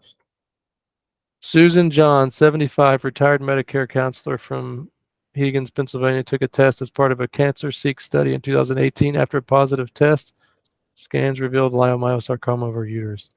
I mean, these are rare cancers that you cannot build any of the screening for. I mean, leiomyosarcoma, mantle cell. I mean, these are rare things. Right. So yeah, I think there's a potential here. For whatever reason, taking more blood doesn't give you a better test. It doesn't allow you to, like one of my questions would have been like, well, why don't you, instead of 10 cc's, why don't you take 100 cc's? But apparently it doesn't increase the sensitivity of the test. Well, they may have like processes that are just super sensitive. Like, I mean, PCR, like if you're like with DNA fragments, you can use PCR to amplify anything. And then you don't need a whole lot of volume. And I think all of them are DNA fragment based. But if they're not, then there's a way to test proteins too. I mean, with assays, those are more, I think, you need more signal to get a good result. But the PCR, like a little bit of DNA fragments can be used to just get a good test. You don't need a huge volume. Interesting. This is kind of, I guess I'll go into. This is fascinating because I mean I wanted to kind of touch, but I think cancer is such a big part of healthcare, and I think this is one of the good things coming out of big pharma, and because a lot of this is private investors, money that is actually being spent on research and development, and we have all these cool technologies and things that will actually overall, big picture, if you look at 100 years in the future, humanity will be better off globally because these companies are, creating these tests, verifying them, marketing them, And obviously, if I, I can imagine a patient who benefits from this test. I mean, they're going to be there. They're going to love these tests. Like, I can't believe it was just so easy to get my blood tested. Assuming this is not a fraud, it's not like a Theranos story where the Right. was like trying to do cool things, but overall there's nothing underneath. So I think it's very promising. So I'm glad, like, even like immunotherapy, like Keytruda and the CAR T therapies, if they actually do a lot of good, these liquid biopsies, that I think this is a case for the good that can come from private healthcare. Because I don't know if America didn't have a private healthcare system, there would be that much incentive to do all this R&D. Ultimately, incentive is financial reward. So that's interesting. I mean, there are a lot of reasons, in healthcare as doctors, we try to, we see that elsewhere, the capitalism goes wrong, but I think it's good to kind of highlight where it's helpful and um, adds to the whole system. Um, let's see. Okay, I'll talk about my article. Did you have anything to add? That's great with the liquid biopsies. I think if you can just do one, 10 cc blood, 100 cc blood, whatever, and test like 500 cancers one day in the future, and you're done, and you repeat that yearly, I mean, boom, done. Right. Yeah. No, I see such potential for that. I see potential that those two things, the immunotherapy and these liquid biopsies, they give me hope that we're going to find something within the next. I mean, everybody's been saying that 20, give us 10, 20 years. But like, so we're going to have liquid biopsies. We're going to have immune therapy for cancer, and we're going to have cold fusion or fusion technology, right? That's Like for energy, yeah, cold for energy. or fusion nuclear power. Yeah, exactly. Those are the things that are coming. That's going to make our species just in time for us to be extraplanetary, so that Oh, so there's rocket all technology those too, huh? and so you have the rocket tech and hibernation or cryo or whatever it's called. But just as we leave our planet and become more exposed to radiation, we're going to need ways to fix our DNA damage, or at least detect earlier. I found this article. I guess this is also high tech thing, but in a different direction. It's just kind of building on this latest AI trends of um, what are the capabilities of AI, and this is on neurogeneral medicine. They tried to have this kind of just go ai.neurogeneralmedicine, negm.org. Um, then they will have all this come up. And this article just came out last week. Here, they're basically trying to assess because one of the problem with the cancer world is there are all these different cancers and they have subtypes and they have all this research coming out all the time and different phases, and you have patients in different stages of cancer that qualify for different experimental drugs versus traditional drugs. So the one of the thing about the bottleneck is, I think, access to oncologists, trying to figure out what do you have and what um, therapies are out there, someone to go and um, be up to date constantly with every latest trial and therapy out there and bring it to the patient. So obviously, like everything in life, we're thinking, can ChatGPT do it? So ultimately, these people, it tells you where they are from, affiliations. Here we go. Oh, NIH. I've heard of that. Okay, so these are NIH people. University of Wisconsin. Okay, National Cancer Institute. Okay, so they got good incentives, I would think.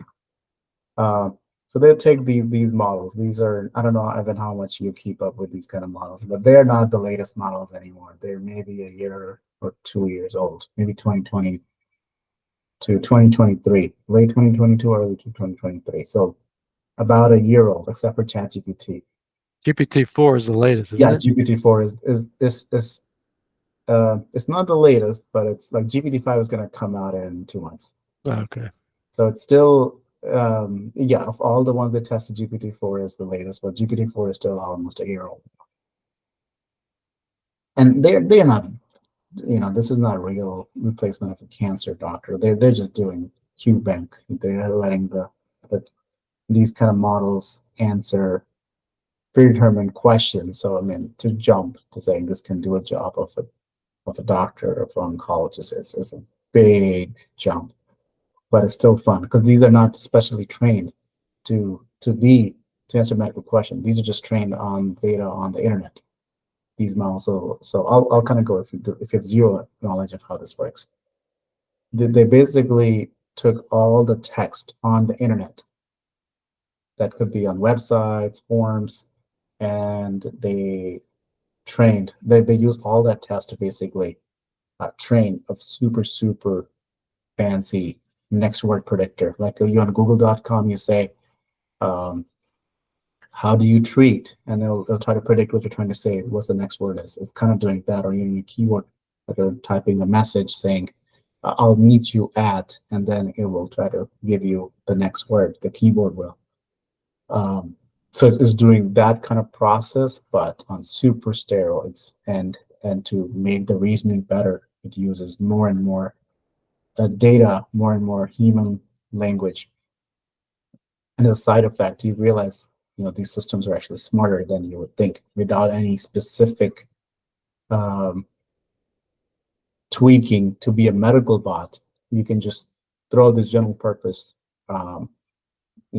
chat bot on even super niche cancer type things, and you get pretty decent results. I think ChatGPT got a 50th percentile, and this is supposed to be a percentile among oncologists. I mean, it's not the best oncology, but GPT-4, like the best, the state of class a year ago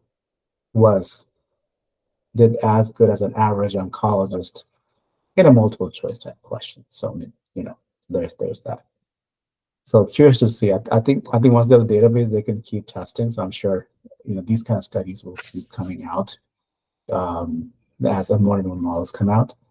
So I think it'll be super cool to know, to be able to, like, if you have cancer, or if you do the test that you were mentioning, you pay $1,000 to get the test. What does it mean?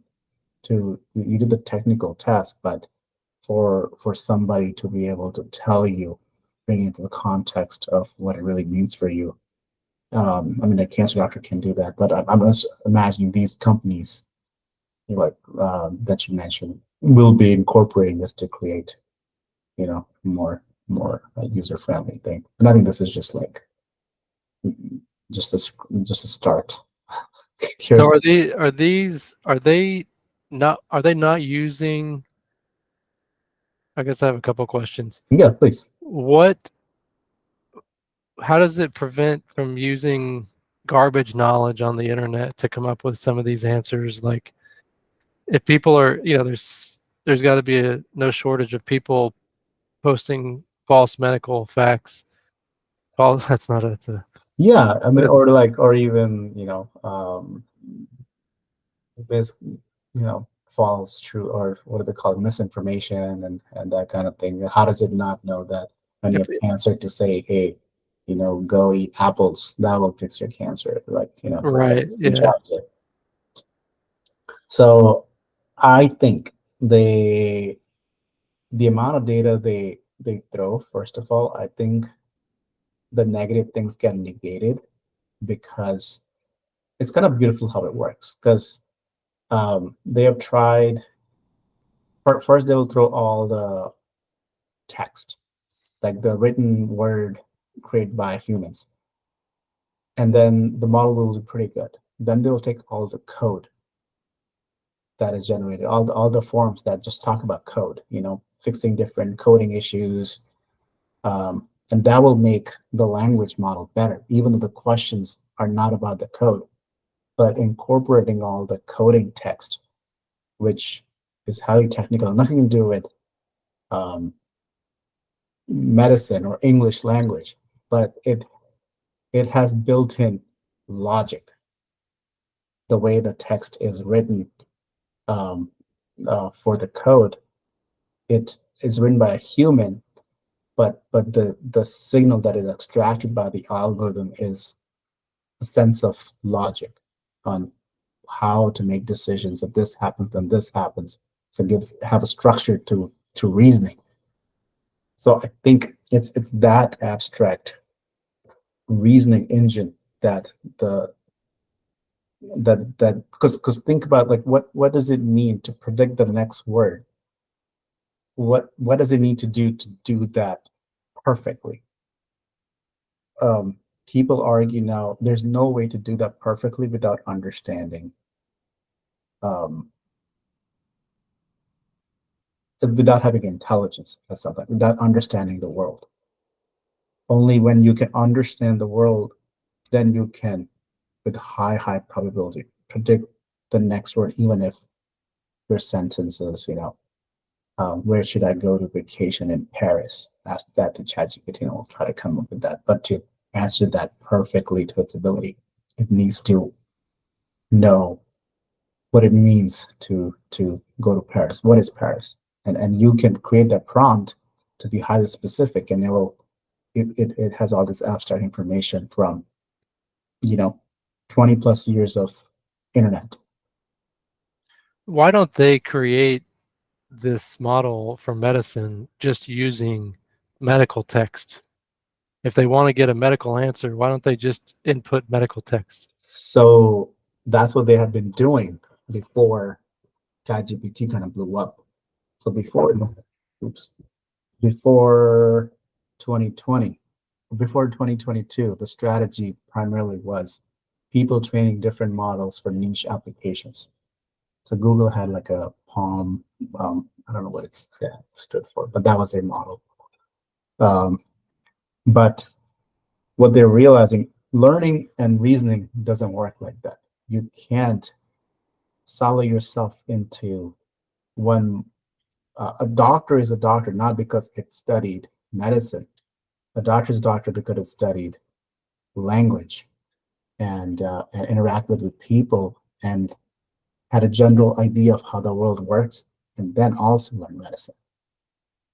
So that's how the world has pivoted into no, we need to learn everything that humans have created to understand logic and reasoning. And we're realizing just by doing that, we don't even have to train on medical stuff. At least they haven't yet. And they're getting unexpectedly good results. But the thesis is now if they try to kind of fine tune or train further just on medicine part, then they'll have even better performance. But right now, the race is to create these general, I think what these kind of general models that are useful for every niche. Now, the only bottleneck is this GPUs. So I think that's what the effort is. But once they reach that kind of plateau, then I think they'll go back and try to dive deeper into different niches. This is my theory.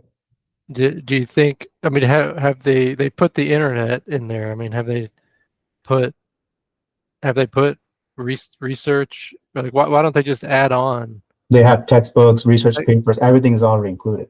everything's already included. All the available research is already Correct. there. Yeah, everything that's been, I mean, like for like ChatGPT, the cutoff is like a year or two ago. I see. It doesn't, ChatGPT doesn't have access to internet. I mean, it does, but that's a separate tool almost. But if you use the offline version of ChatGPT that doesn't talk to internet, but the model has the information model is ingested is basically all the historical texts, scientific literature, magazines. I mean, they basically any text, especially in English, any English text they could find, they throw in because there were two bottlenecks: data and GPUs. So as they got more and more chips, they're finding there's never enough text. They ran out of real text, and they have been putting fake synthetic text, and there's an art to create synthetic text. Mhm. So I feel like these models could also be used in research for like these liquid biopsies, for example. Like if you were, if you're talking about predicting the next word, I mean, I don't know why they can't be used to predict the next base pair. You know, if you have, if you're feeding it all the bases in this biopsy sample, maybe that's what they're using. Well, I don't know what they use in their how they. So I mean, what you're describing is like they've done something cooler than that. Have you heard of AlphaFold?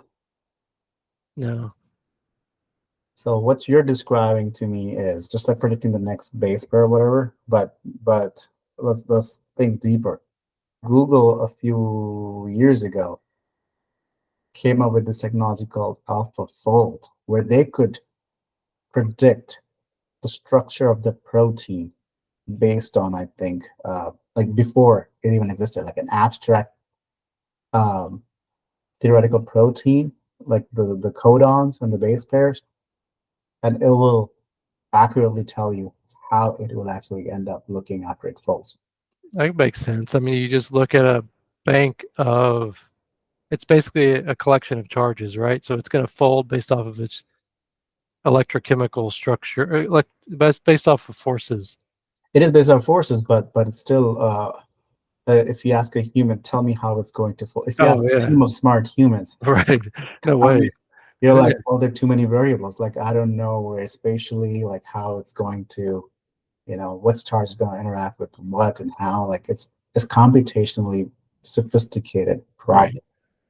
But if But you looked at it, if you looked at the spectrum of proteins out there and how they folded based off of, and you use that data to predict the next fold, correct. yeah, I could totally see how that would work. Yeah. So once you can do that, you can also reverse engineer. Hey, I have um, this site I want to target. Like I had this cancer with this uh, antigen. I want to engineer an antibody that will fit this antigen. And I want to use this bacteria to produce this protein that will fit into this antigen. What DNA sequence do I put into my splicer or whatever? Right. I mean, like that if we can do that, That's I pretty mean, cool. Yeah. building the next, protein targets for whatever therapy it's going to be like. Right. Yeah. That's right. Yeah. Especially with CRISPR, Yeah, being able to insert the sequence that you want. exactly. And yeah, that's pretty cool. So this AlphaFold is, I think, still a year or two old now, maybe a little bit older, and they're working with pharma companies. I think I don't know the scale of it to help them design protein targets, or basically, I think they figure out in simulation what would be the promising targets, and then they do the actual R&D on the most promising targets. Hey, we can actually do trials on these ones, but these look like promising candidates. Very cool, man. That's what I'm saying. Optimism. There's optimism here. There is optimism for future. Future. Yeah, that's super. And again, I mean, it's like, I think the power of free market is just people doing, like, there's nobody saying, hey, go figure this out, here's some funding. No, it's just people have cool ideas, they have time, um, and then they go and try different things. Interesting. Yeah. Anyways, all right. So that's, I guess, our cancer. It's kind of a depressing topic, but I'm glad we got through it. And there's a lot of promise, like we said. All right, good. And I think I learned about Illumina. I'm going to look deeper into that company. What are we covering next week? Chapter 9. I don't know. What is chapter 9? I'll have to look it up. I don't remember. That's fine. I think it's either maybe actually. Let me see.